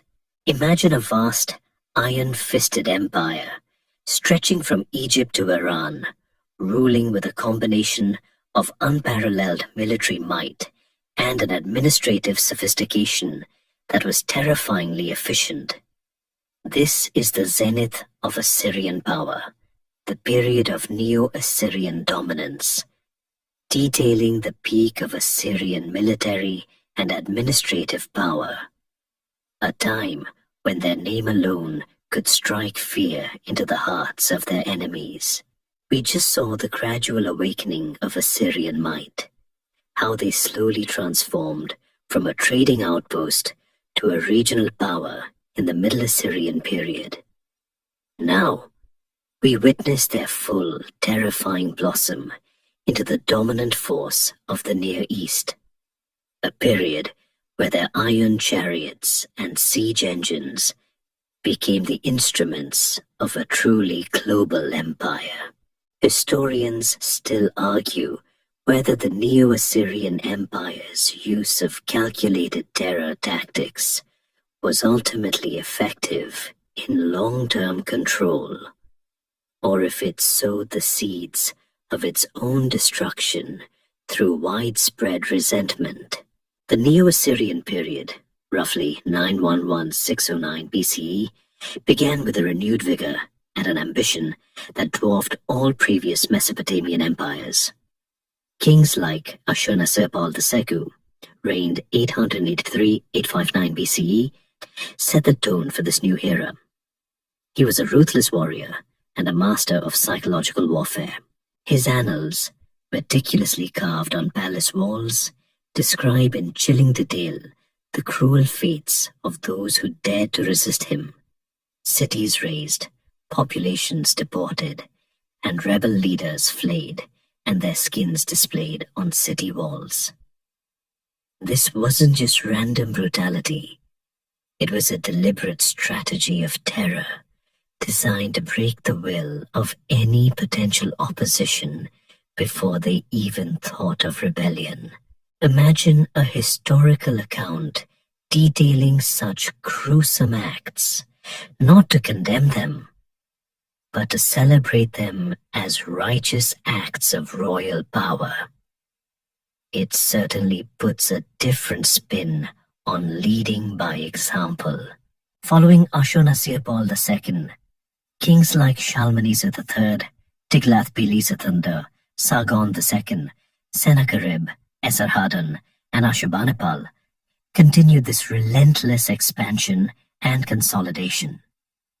The Assyrian Empire grew to an unprecedented size, encompassing Mesopotamia, Syria, the Levant, parts of Anatolia, and even, for a time, Egypt itself. This was the largest empire the world had seen up to this point, a true superpower of its age. Their military innovations were key to this success. They perfected the use of combined arms, coordinating infantry, cavalry, and chariot divisions. They developed highly effective siege engines, capable of breaching even the strongest city walls. And they were masters of logistics, capable of sustaining large armies on long campaigns.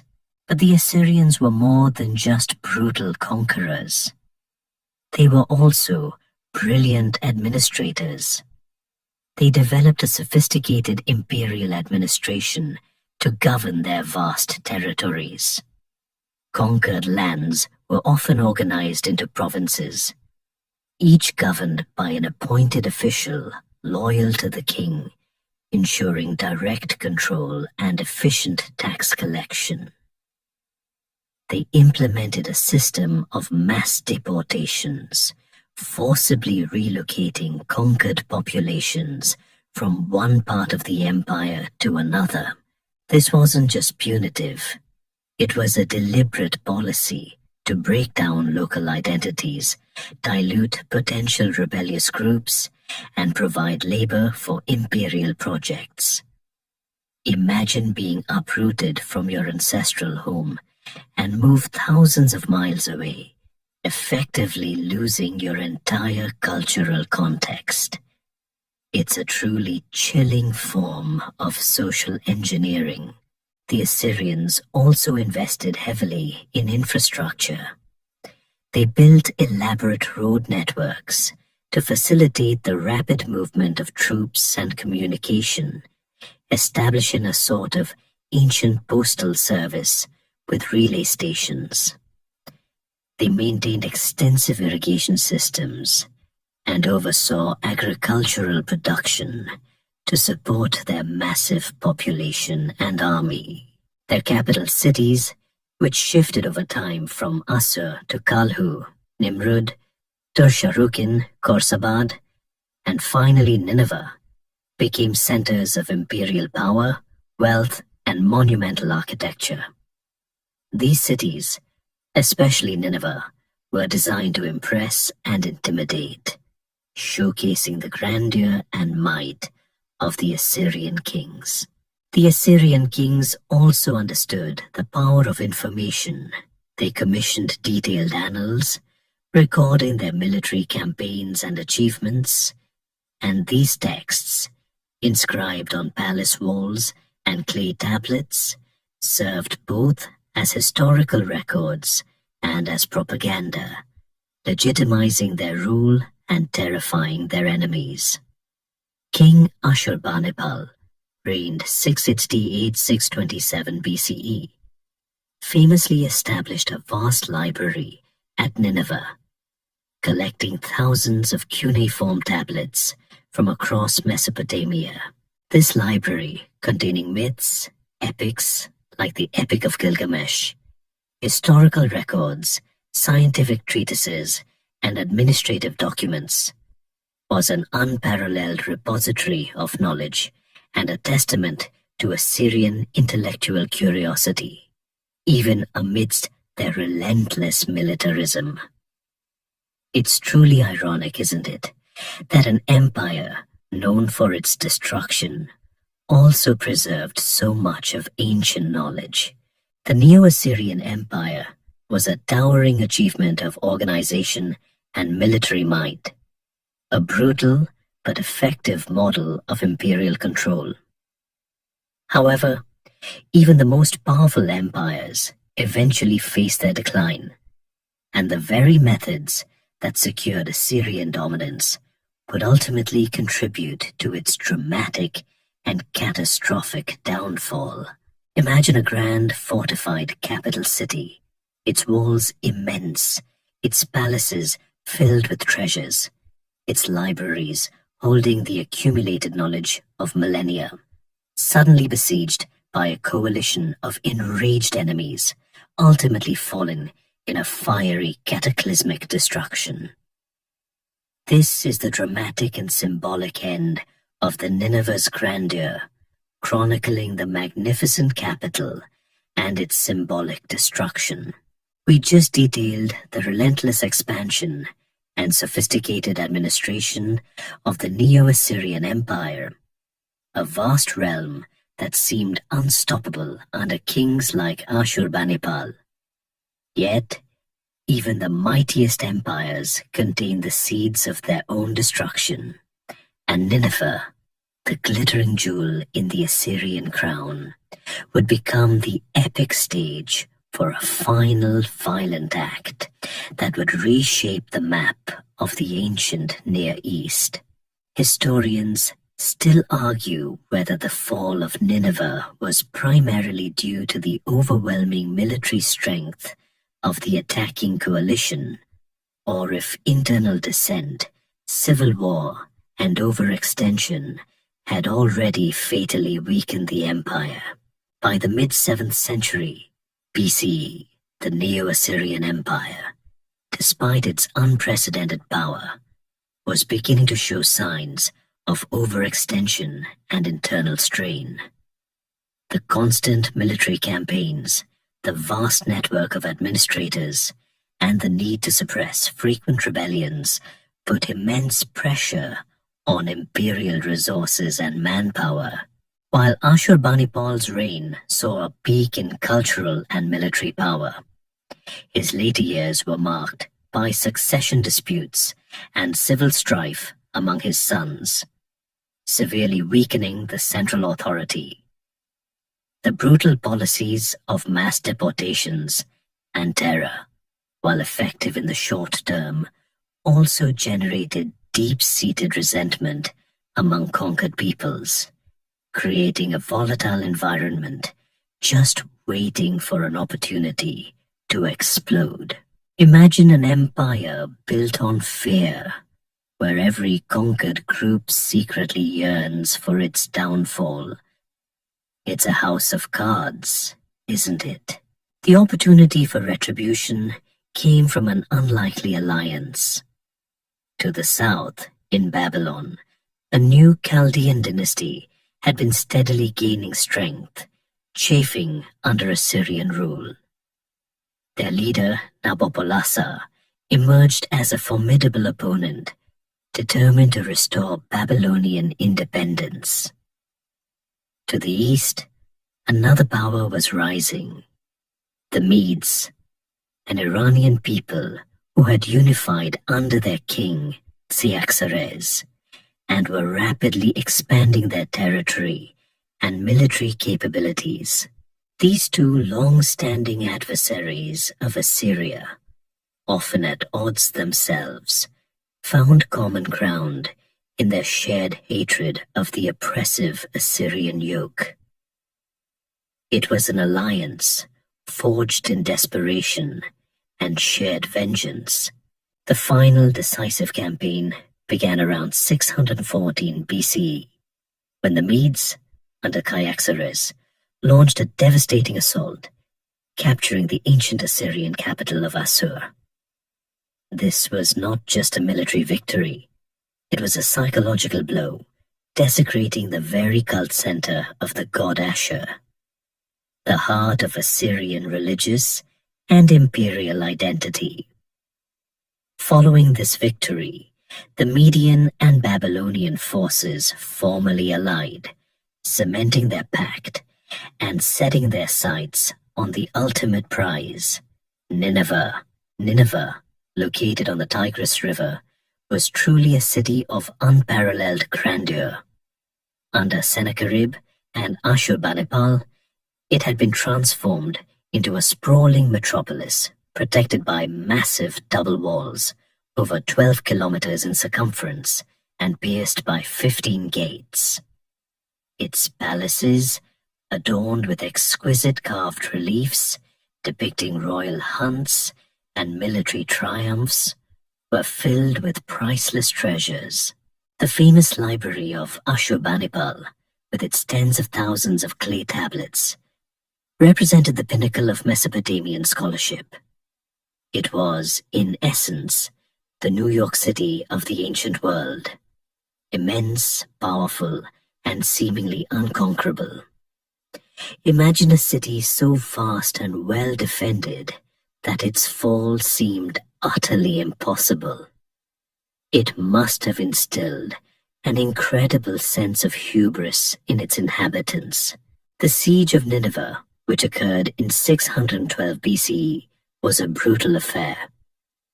The allied Median and Babylonian forces, augmented by Scythian and Cimmerian auxiliaries, surrounded the city.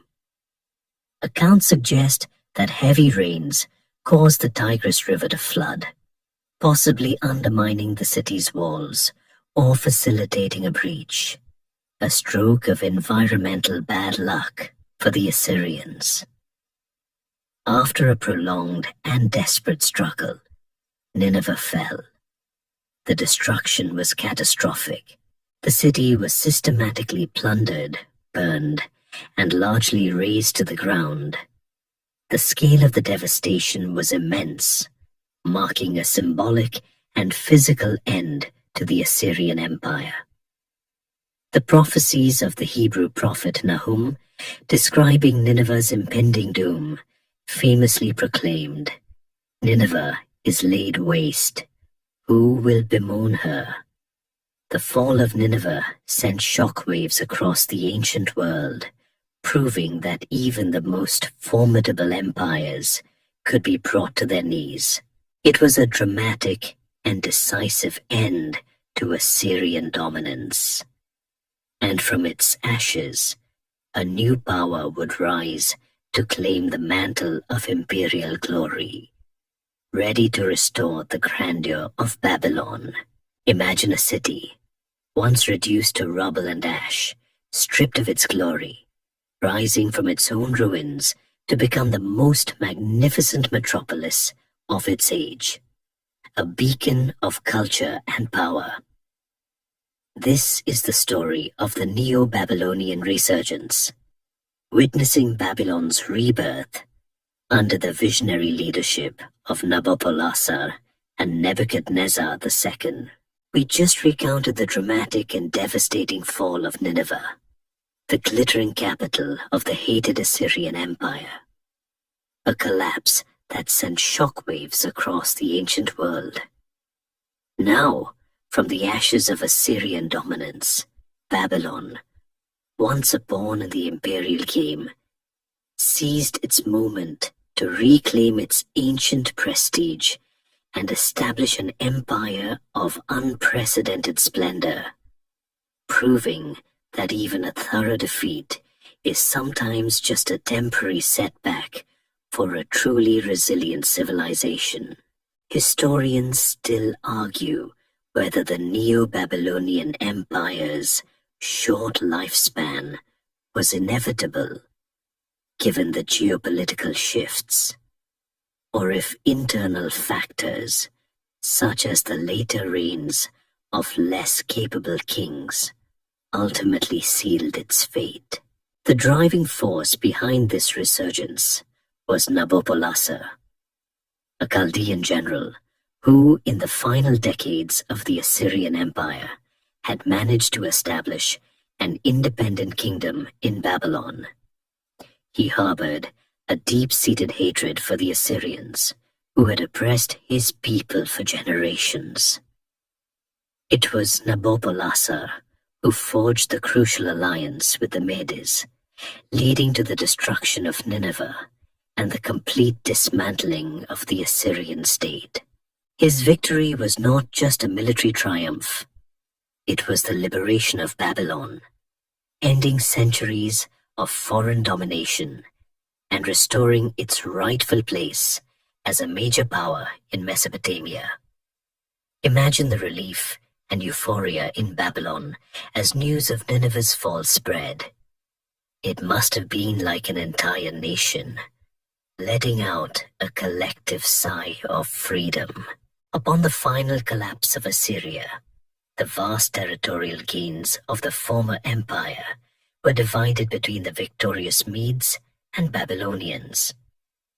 The Medes took the northern and eastern portions, while the Neo-Babylonian Empire inherited the rich lands of Mesopotamia, Syria, and the Levant. This vast territory, stretching from the Persian Gulf to the borders of Egypt, formed the basis of the new empire, giving Babylon access to immense resources and strategic trade routes. Nabopolassar laid the groundwork for this new imperial age, but it was his son, Nebuchadnezzar II, who would truly elevate Babylon to legendary status. Nebuchadnezzar II reigned from approximately 605 to 562 BCE, a remarkably long and prosperous period. He was a brilliant military commander, completing his father's conquests and solidifying Babylonian control over the newly acquired territories. He campaigned extensively in the Levant, famously conquering the Kingdom of Judah and destroying Jerusalem in 586 BCE, leading to the Babylonian captivity of the Jews, an event profoundly significant in biblical history. These military campaigns secured the empire's borders and ensured a steady flow of tribute and resources back to the capital. He was a force to be reckoned with, truly an unstoppable imperial machine in his prime. But Nebuchadnezzar's most enduring legacy lies in his extraordinary building program in Babylon. He embarked on an ambitious project to transform his capital into the most magnificent city in the ancient world, surpassing even the legendary Nineveh. He rebuilt temples, palaces, and fortifications on a colossal scale. The city became a true marvel of ancient engineering and artistry. Imagine massive walls, famously wide enough for 2 chariots to race abreast on top, protecting the city. The Ishtar Gate, adorned with vibrant blue-glazed bricks and intricate depictions of lions, dragons, and bulls, was one of its 8 monumental entrances, a dazzling testament to Babylonian artistry and power. You can still see reconstructed sections of it today, and they are absolutely breathtaking, making you feel tiny in comparison to the grandeur of antiquity. At the heart of the city rose the monumental Etemenanki, the ziggurat dedicated to the patron god Marduk, believed by some to be the inspiration for the biblical Tower of Babel. This colossal step tower, reaching towards the heavens, was a symbol of Babylonian piety and imperial ambition. And of course, there were the famous Hanging Gardens of Babylon, one of the 7 wonders of the ancient world, a legendary terraced garden supposedly built by Nebuchadnezzar for his homesick Median wife. Whether they truly existed or were merely a poetic embellishment of other extensive gardens, they symbolize the perceived luxury and botanical wonders of Nebuchadnezzar's Babylon. This wasn't just rebuilding. It was a conscious effort to create a city that would awe and inspire, a true center of a resurgent empire. The Neo-Babylonian Empire, while relatively short-lived compared to some of its predecessors, was a brilliant but fleeting moment of Mesopotamian imperial glory, a final magnificent flourish before the arrival of a new, even larger power from the east. Imagine a wonder so magnificent, so breathtakingly beautiful, that even in the ancient world, it was counted among the few legendary achievements of human engineering. This is the realm of the Hanging Gardens mystery, exploring one of the 7 wonders of the ancient world and the ongoing debate about its existence. We just marveled at the Neo-Babylonian resurgence, specifically Nebuchadnezzar II's ambition to transform Babylon into the most splendid city on earth, rebuilding its walls, gates, and the towering ziggurat of Etemenanki. It's fitting, then, that associated with his reign is perhaps the most romantic and elusive of all ancient architectural achievements, a structure that whispers of verdant terraces and cascading water in a dry land.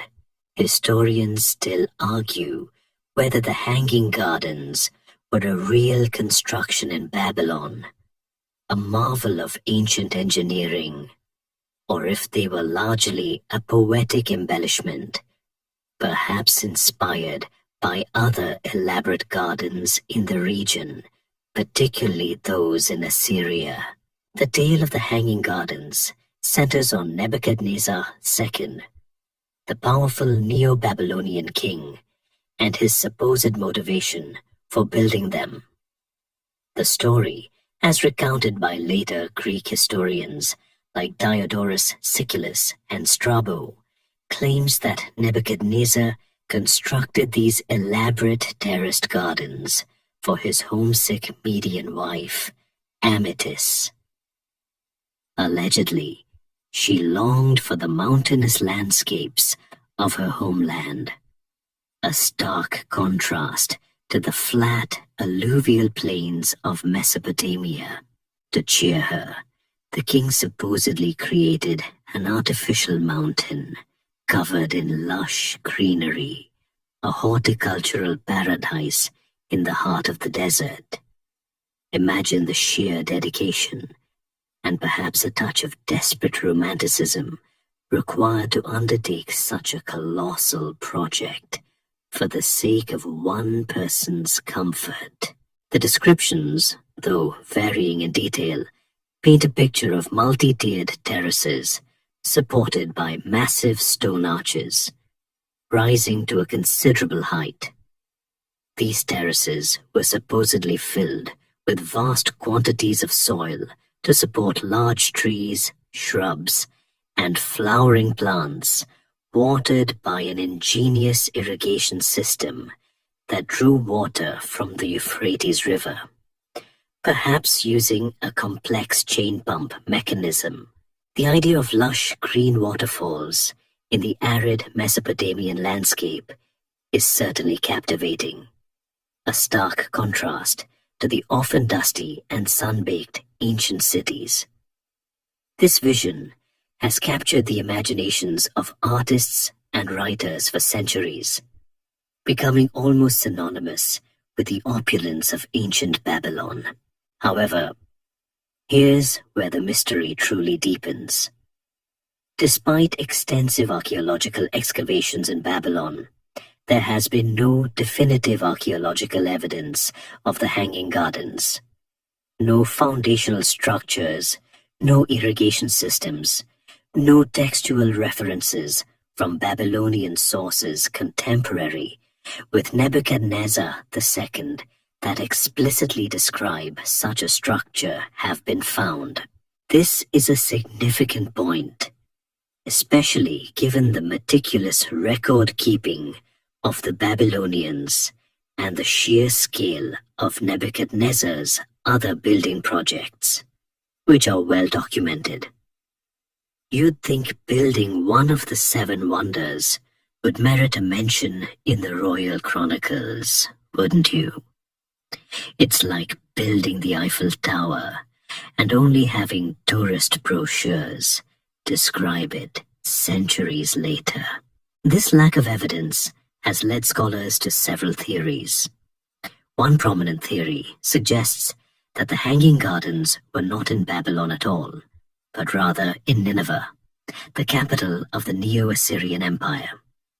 The Assyrian king, Sennacherib, reigned 705-681 BCE, famously built an elaborate palace garden with an ingenious aqueduct system at Nineveh, which contemporary Assyrian texts do describe in detail. Perhaps later, Greek historians, who lived centuries after the fall of both empires, conflated the two cities, or attributed the Assyrian achievement to the more famous Babylon. It's entirely plausible given the general confusion and romanticization of ancient history by later writers. Imagine if a future civilization confused the Golden Gate Bridge with the Brooklyn Bridge. Similar concept, different historical actors. Another possibility is that the gardens did exist in Babylon, but they were not as grand or hanging as described, perhaps integrated into the ziggurat or palace complex in a way that modern archaeology hasn't yet fully identified. Or tragically, perhaps their construction was indeed ephemeral, built from materials that simply haven't survived the millennia of neglect and subsequent destruction. The truth, frustratingly, remains elusive. Regardless of their physical existence, the legend of the Hanging Gardens serves as a powerful symbol of the opulence, engineering prowess, and imaginative ambition of the Neo-Babylonian Empire. They represent a cultural yearning for beauty and luxury, even in the harsh realities of empire building, reminding us that even the most powerful rulers sought to create wonders that transcended mere functionality. This dream of a verdant paradise, however, would soon be overshadowed by the arrival of a new power from the east, a conqueror who would take Babylon not with a siege, but with a surprising display of political acumen. Imagine a colossal empire, seemingly at the height of its power and splendor, whose fabled capital is considered impregnable, yet it falls not with a thunderous crash of battle, but almost silently from within. This is the astonishing narrative of the Persian conquest of Babylon, narrating Cyrus the Great's swift and bloodless takeover of the city. We just explored the captivating mystery of the Hanging Gardens, a symbol of Nebuchadnezzar II's grand vision for Neo-Babylonian magnificence. Yet, even as Babylon shone brightest, a new formidable power was gathering strength on its eastern flank, one that would bring an end to thousands of years of independent Mesopotamian rule. Historians still argue whether the fall of Babylon was primarily due to internal dissent and a disaffected populace, or if Cyrus's strategic genius and superior military organization were the decisive factors. By the mid-6th century BCE, the Neo-Babylonian Empire, though outwardly prosperous and grand, was beginning to experience internal decay and face growing external threats. Following the long and successful reign of Nebuchadnezzar II, his successors were, for the most part, weaker and less effective. There were succession disputes, political intrigues, and a perceived decline in religious piety, particularly under the last independent king, Nabonidus, reigned c. 5v6 539 BCE. Nabonidus, often described as an eccentric or overly scholarly king, spent much of his reign away from Babylon, dedicating himself to the worship of the moon god Sin and neglecting the traditional patron deity of Babylon, Marduk. This alienated the powerful Marduk priesthood and much of the Babylonian populace, who felt neglected and disrespected by their king. Imagine a modern leader who spent all their time on a personal spiritual quest while the country slowly fell apart. It wouldn't go over well, would it? Meanwhile, to the east, a new force was rapidly emerging, the Persian Empire, under its charismatic and brilliant founder, Cyrus the Great. Cyrus, originally king of Anshan, had successfully united the various Persian tribes, and then, in a stunning series of military victories, conquered the mighty Median Empire, Babylon's former ally, in 150 BCE, and the wealthy Lydian kingdom in Anatolia in 547 BCE. He was not just a military genius, he was also a master of propaganda and diplomacy, cultivating an image as a liberator rather than a conqueror, promising religious tolerance and respect for local customs. This contrasted sharply with the harsh policies of the Assyrians and the perceived neglect of Nabonidus. Cyrus meticulously planned his conquest of Babylon. He understood the city's strategic importance and its immense wealth. He also recognized the internal discontent brewing within Babylon, particularly among the Marduk priesthood and a population tired of Nabonidus's rule. He positioned himself as the rightful restorer of order and traditional Babylonian piety, a cunning move that garnered support from within the city itself. Imagine a conquering general arriving not with overwhelming force, but with an offer of peace and stability, promising to respect your gods and traditions. It's a rather clever tactic for achieving a bloodless victory, if you can pull it off. The final act came in 539 BCE. According to various historical accounts, including the Babylonian Chronicle and later Greek sources, the Persian army, led by Gobryas, a general loyal to Cyrus, approached Babylon.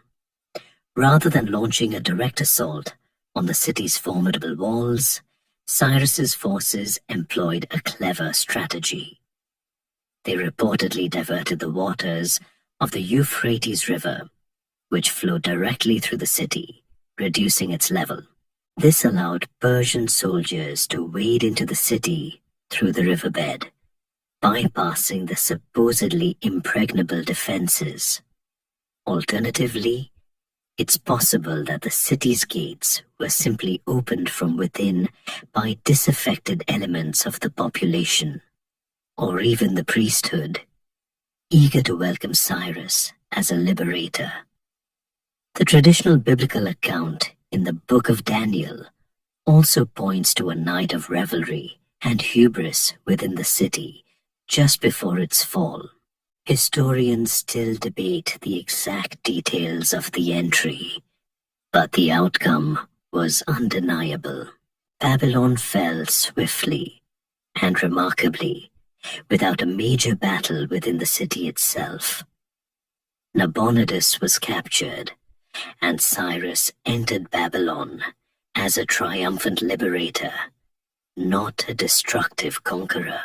He immediately issued the Cyrus cylinder, a famous clay cylinder inscribed with a proclamation that confirmed his benevolent policy.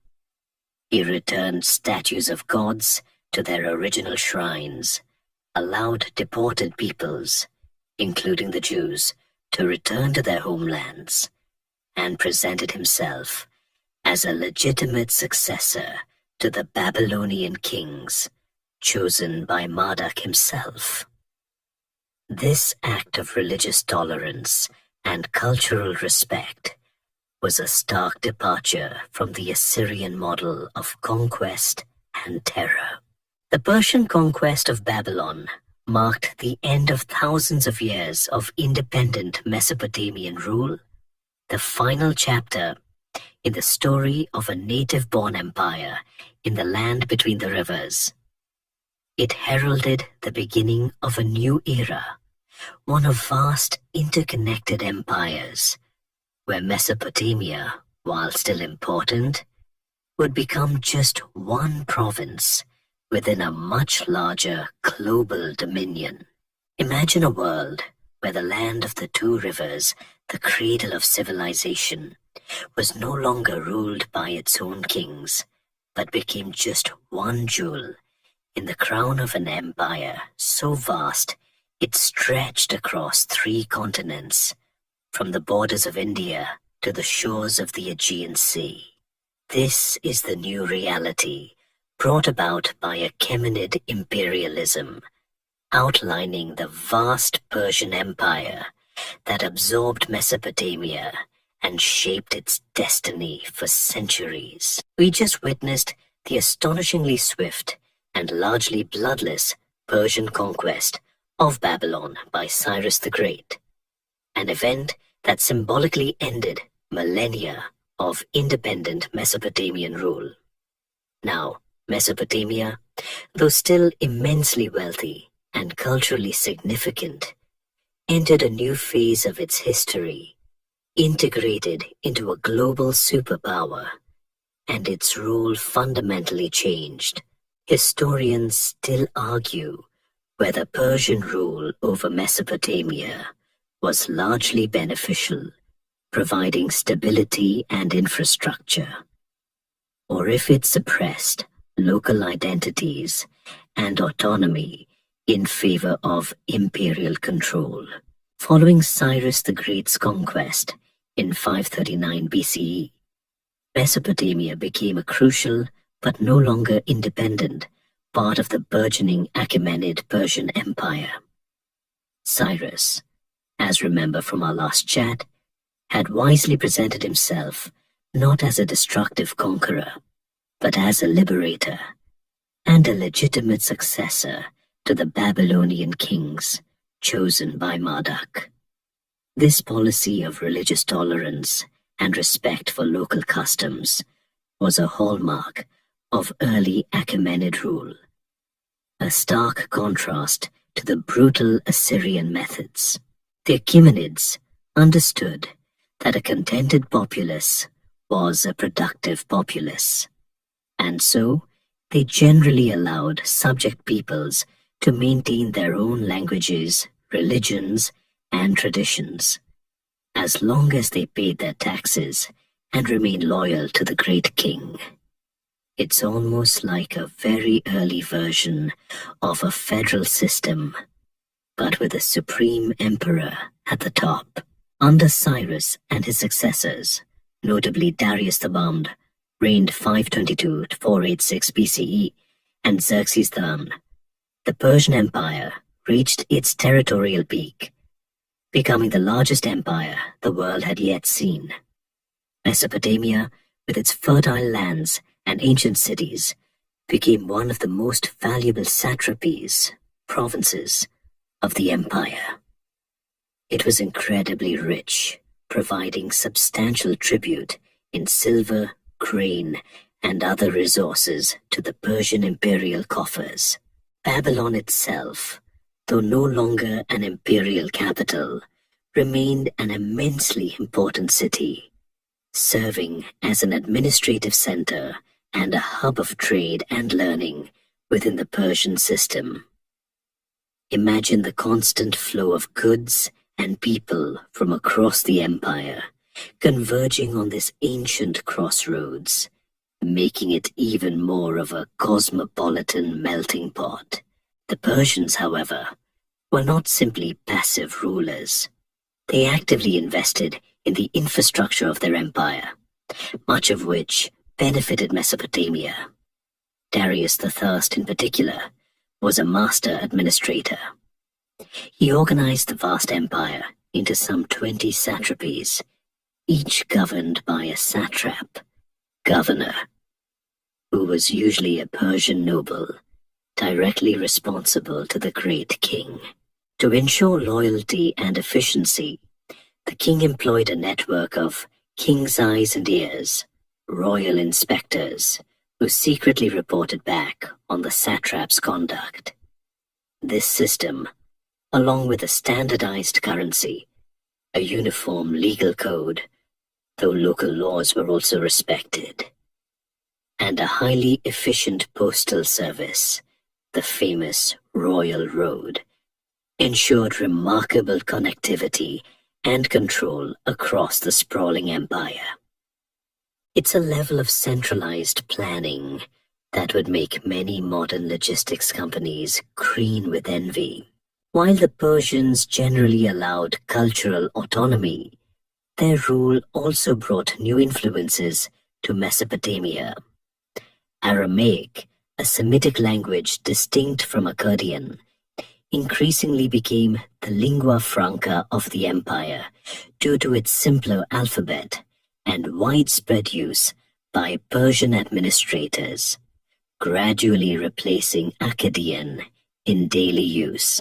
Persian administrative practices, artistic styles, and religious ideas, such as Zoroastrianism, though it did not replace the traditional Mesopotamian pantheon, also made their way into the region.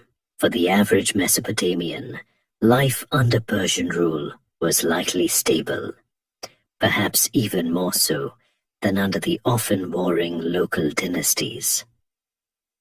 They contributed taxes, occasionally provided soldiers for the Persian army, and continued their daily lives under a new imperial umbrella. However, Persian rule was not without its challenges and periods of discontent.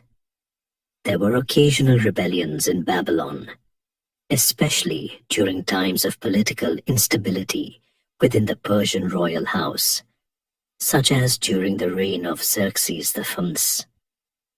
These revolts were typically brutally suppressed, leading to instances of destruction and the removal of symbolic elements of Babylonian power, like the golden statue of Marduk.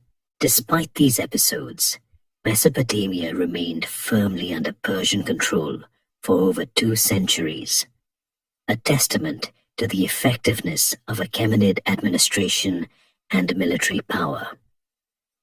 This long period of Persian dominance effectively ended Mesopotamia's independent imperial legacy, paving the way for the arrival of an entirely new cultural and political force from the West. one that would bring with it a completely different vision of empire. Imagine a world where the established order of empires, painstakingly built over centuries, is suddenly swept away by the lightning-fast campaigns of a single brilliant general from a distant land, forever altering the cultural and political landscape. This is the dramatic reality of the Hellenistic aftermath, discussing Alexander the Great's conquests and the subsequent Seleucid rule that brought Greek influence deep into the heart of Mesopotamia. We just witnessed Mesopotamia integrated as a vital yet subservient province within the vast Achaemenid Persian Empire, a period of long but ultimately foreign rule. Now we turn our gaze westward to a force that would shatter the Persian dominion and infuse the ancient Near East with a vibrant new cultural synthesis, truly marking the end of an independent Mesopotamian identity as it had been known for millennia.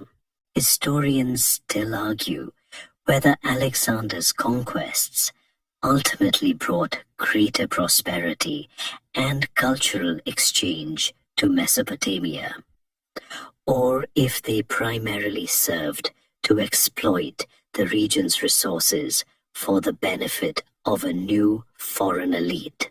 The catalyst for this profound shift was Alexander the Great, the young king of Macedon. Following his father Philip II's unification of the Greek city-states, Alexander embarked on an ambitious campaign of conquest, aiming to avenge the Persian invasions of Greece and to establish a universal empire. His military genius was unparalleled, and in a series of decisive battles, Granicus, Issus, and Gaugamela, he systematically dismantled the seemingly invincible Persian Empire. The Battle of Gaugamela, fought in 331 BCE near modern-day Mosul in Iraq, was particularly significant for Mesopotamia, as it was here that Alexander utterly defeated Darius III, the last Achaemenid king, effectively opening the way for his conquest of Babylon. Imagine the sheer audacity of this young man, leading a relatively small army across vast territories to challenge the greatest power on earth, and succeeding. It was like watching a perfectly choreographed, unstoppable force. When Alexander marched into Babylon in 331 BCE, he was welcomed not as a conqueror, but as a liberator from Persian rule, much as Cyrus had been centuries before him. The priests and populace reportedly greeted him with enthusiasm, eager to be rid of the Persian yoke, especially after Xerxes' eye had damaged Babylonian religious sites. Alexander reciprocated this goodwill. He ordered the restoration of the Etemenanki ziggurat, acknowledged the authority of the Marduk priesthood, and showed respect for Babylonian traditions. He even intended to make Babylon the capital of his vast new empire, recognizing its strategic importance and its millennia-old legacy as a center of culture and administration. For a brief, shining moment, it seemed as though Mesopotamia might once again be at the heart of a world-spanning empire, albeit one led by a Macedonian king. However, Alexander's premature death in Babylon in 323 BC, at the age of 32, plunged his vast empire into chaos. Without a clear successor, his generals, known as the Diadochi, successors, immediately began to squabble over control of his territories. This period of intense conflict, known as the Wars of the Diadochi, lasted for decades and ultimately resulted in the fragmentation of Alexander's empire into several Hellenistic kingdoms. Mesopotamia, along with much of the former Persian Empire's eastern territories, fell under the control of Seleucus Nicator, one of Alexander's most capable generals, establishing the Seleucid Empire. The Seleucid Empire, c. 312 to 63 BCE, was the largest of the Hellenistic kingdoms, stretching from Anatolia to India. Seleucus and his successors, known as the Seleucid kings, ruled Mesopotamia for nearly 2 centuries, fundamentally altering its cultural landscape. They adopted many Persian administrative practices, but they also enthusiastically promoted Hellenism, the spread of Greek language, culture, art, philosophy, and political institutions. They founded numerous new cities throughout their realm, built on the Greek model with agoras, theaters, and gymnasiums.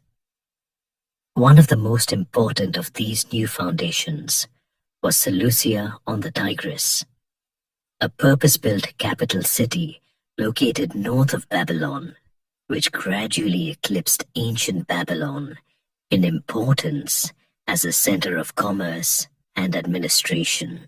This influx of Greek culture led to a fascinating period of cultural synthesis. While Mesopotamian traditions, especially in astronomy, mathematics, and religious practices, continued, they increasingly interacted with and were influenced by Greek ideas. Greek became the language of administration and high culture, though Akkadian cuneiform continued to be used for scholarly and religious texts, especially by the Babylonian priesthood, until the very last centuries BC. The once vibrant cities like Babylon saw a decline as populations shifted to the new Hellenistic centers. This period marked a profound transformation for Mesopotamia, bringing it firmly into the broader Hellenistic world, forever changing its identity. Its ancient legacy would continue to inform its culture, but it would always be viewed through a new, distinctly Greek lens. Imagine a land that has been a continuous battleground of empires for millennia, now caught between 2 emerging giants, each with their own distinct cultural identities and imperial ambitions, further transforming its ancient heritage. This is the prolonged and complex period of the Parthian and Sasanian eras, briefly touching upon these later empires that maintained aspects of Mesopotamian heritage while imposing their own distinct rule. We just explored the Hellenistic aftermath, detailing how Alexander the Great's conquests led to the Seleucid Empire and the significant infusion of Greek culture into Mesopotamia. While Greek influence remained, the political landscape of the Near East was far from static, and new powers would emerge from the Iranian plateau to challenge and ultimately displace the Hellenistic successors, carving out their own long chapters in Mesopotamia's story. Historians still argue whether the Parthian and Sasanian periods represented a genuine revival of ancient Near Eastern traditions, or if they primarily consolidated a new form of imperial Persian control over the region. The decline of the Seleucid Empire in Mesopotamia was largely due to relentless pressure from the east, specifically from the Parthians. The Parthians were an Iranian people, originally from the region of Parthia, modern-day northeastern Iran, who rose to prominence in the mid-3rd century BCE. They were formidable horse archers and adopted elements of both Persian and Hellenistic culture, creating a unique hybrid.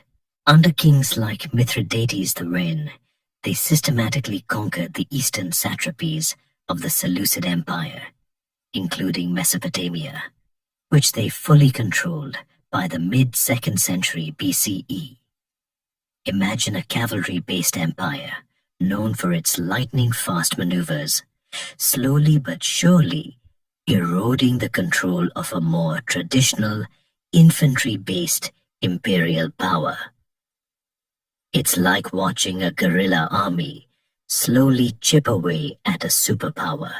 The Parthian Empire, CC 247 BCE, 224 CE, ruled Mesopotamia for nearly 4 centuries, making it one of the longest continuous foreign rules over the region.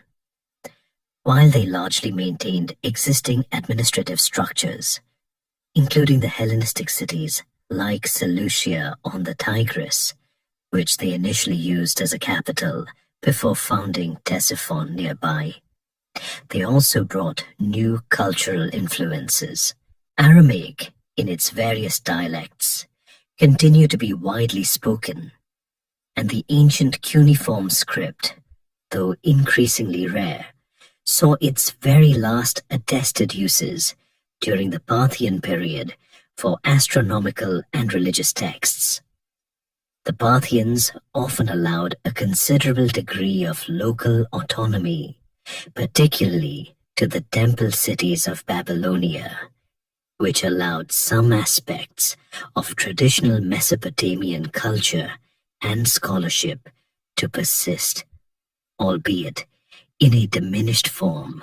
This was not always a period of grand monumental building in Mesopotamia, but rather one of cultural endurance and adaptation under new masters. However, the Parthian Empire was often engaged in prolonged and costly wars with the Roman Empire to their west, with Mesopotamia frequently becoming the battleground. Cities like Ctesiphon and Hatra, a prominent caravan city under Parthian influence, were repeatedly besieged and sacked by Roman armies, leading to widespread destruction and instability. Imagine Mesopotamia as a perpetual tug-of-war rope between two giants, constantly being stretched and pulled, with the local populace caught in the middle. These conflicts drained resources and contributed to the internal instability that eventually led to the Parthians' downfall. The Parthian Empire was finally overthrown by another powerful Iranian dynasty, the Sasanians, in 224 CE. The Sasanian Empire, 224-651 CE, saw themselves as the true successors to the Achaemenid Persians, committed to restoring the glory of ancient Iran. They established a highly centralized and powerful state, with a strong Zoroastrian religious identity. Mesopotamia, often referred to as Asuristan or Suristan by the Sasanians, became one of the most important and prosperous provinces of their empire, known for its rich agriculture and strategic location. The Sasanian capital, Ctesiphon, located on the Tigris, became one of the largest cities in the ancient world, a testament to the continued importance of Mesopotamia within their imperial structure. Under Sasanian rule, Mesopotamian culture continued its slow transformation. While the ancient Mesopotamian languages, Akkadian, Sumerian, had largely vanished from daily use by this point, and their ancient religious practices were heavily marginalized by Zoroastrianism and the rise of Christianity and Judaism. Some aspects of Mesopotamian scientific and scholarly traditions, particularly in astronomy and mathematics, were preserved and transmitted, often through Aramaic-speaking scholars. The Sasanians also engaged in massive irrigation projects, ensuring the continued agricultural productivity of the region, and maintained extensive trade networks that connected Mesopotamia to both east and west. This long period, stretching from the Hellenistic era through the Parthian and Sasanian empires, saw Mesopotamia gradually lose its distinct, independent identity, becoming more intertwined with the broader Iranian world. Yet even as its ancient traditions faded into memory, the land between the rivers had laid the foundational bricks for human civilization, a legacy that would continue to echo through the ages, long after its original voices were silenced. Imagine standing on the sun-baked plains of Mesopotamia today, feeling the dust beneath your feet and realizing that beneath you lie the buried dreams, innovations, and stories of over 5,000 years of human endeavor. This is the legacy's enduring echoes, a final look at the lasting impact of the oldest civilization on the modern world. We've traversed millennia, from the very first scratches of cuneiform to the vast empires of the Parthians and Sasanians that ultimately absorbed ancient Mesopotamia. Now, as our journey through time concludes, we reflect on how this remarkable civilization, despite its eventual political disappearance, laid foundational bricks for almost everything we take for granted in our modern lives, proving that even buried cities and forgotten languages can profoundly shape the present. Historians still argue whether Mesopotamia's greatest contribution was its technological innovations, its social and legal structures, or its profound influence on subsequent religious and philosophical thought across the globe. Think back to the earliest Sumerians, those tireless innovators who figured out how to manage the unpredictable rivers. Their invention of large-scale irrigation systems wasn't just about growing more food. It was about creating a surplus, which freed people from constant subsistence farming. This surplus, in turn, allowed for specialization of labor, leading to the rise of craftsmen, priests, soldiers, and administrators. Without that fundamental shift, the complex societies we live in today, where not everyone is a farmer, simply wouldn't exist. It was the first domino in a long, complex chain reaction that led to our urbanized, interconnected world. Then, there's writing. The Sumerians' creation of cuneiform, driven by the mundane need to keep records, blossomed into the very first system for recording human thought. This wasn't just a fancy way to draw. It was the birth of history itself, allowing knowledge to be accumulated, transmitted, and built upon across generations. Every book you read, every email you send, every bit of digital text on your screen owes a debt to those first wedge-shaped marks pressed into wet clay. Imagine a world without written language. Our collective knowledge would be trapped in fleeting memory, constantly being lost and reinvented. It truly is one of the most profound inventions in human history, perhaps the most profound. Beyond these practical inventions, Mesopotamia gave us the very concept of the city itself. The first urban centers, with their intricate social hierarchies, monumental architecture, like ziggurats and complex administrative systems. They developed the earliest forms of governance, with kings, laws, remember Ur-Nammu and Hammurabi, and a bureaucracy to manage large populations. The idea of codified law, where rules are written and apply equally, or at least predictably, to different classes, is a Mesopotamian legacy that underpins legal systems worldwide. We still wrestle with many of the same legal and social issues that Hammurabi tried to regulate, just with slightly fancier courtrooms. Consider their advancements in mathematics and astronomy.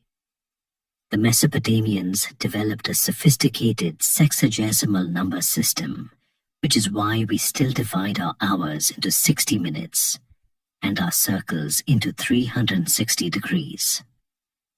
Their meticulous astronomical observations, initially for religious divination, led to an incredibly accurate calendar and the ability to predict celestial events. Many of the constellations we recognize today were first charted and named by Mesopotamian stargazers. So the next time you look at a clock or glance at a star map, you're indirectly engaging with the intellectual legacy of ancient Babylon. Even their myths and literature, particularly the Epic of Gilgamesh, resonate deeply. This story of friendship, mortality, and the quest for meaning tackles universal human themes that are as relevant today as they were 4 millennia ago. It also contains one of the earliest flood narratives, a theme that reappears in countless cultures and religions, including the biblical account. The very concept of a hero's journey, of confronting loss and finding wisdom, began its written journey on Mesopotamian clay. Though the Akkadian and Sumerian languages are no longer spoken, and the great cities like Ur and Nineveh lie in ruins, their echoes are everywhere. From the concept of kingship to the wheel, from monumental architecture to the school system, from religious narratives to the very idea of a written contract, the people of ancient Mesopotamia laid the groundwork. They showed humanity how to live together in large numbers, how to organize, how to innovate, and how to create meaning in a complex world. Their struggles and triumphs, their insights and their follies continue to inform our present, a silent, enduring testament to the very beginning of our shared human story. And so, as the final echoes of ancient Mesopotamia fade into the gentle night, let us drift away from the dusty plains and towering ziggurats. The whispers of Sargon, the wise pronouncements of Hammurabi, the adventurous spirit of Gilgamesh, all now settle into the soft silence. Imagine the quiet hum of the ancient Euphrates flowing eternally, carrying secrets and stories from a time long past. There's a calming presence in knowing that even as great empires rose and fell, the fundamental rhythm of life continued, punctuated by the simple desires for order, discovery, and a place to call home. Allow the grandeur of those ancient cities, the meticulous craft of those long-lost scribes, and the sheer resilience of those pioneering spirits to wash over you, bringing a profound sense of continuity. Feel the gentle current of history carrying you effortlessly towards slumber, knowing that the very foundations of our world were laid by hands that tilled the soil and pressed their marks into clay beneath stars that still watch over us. Rest easy now. Let the wisdom of the ancients cradle your dreams and awaken refreshed, ready for a new day.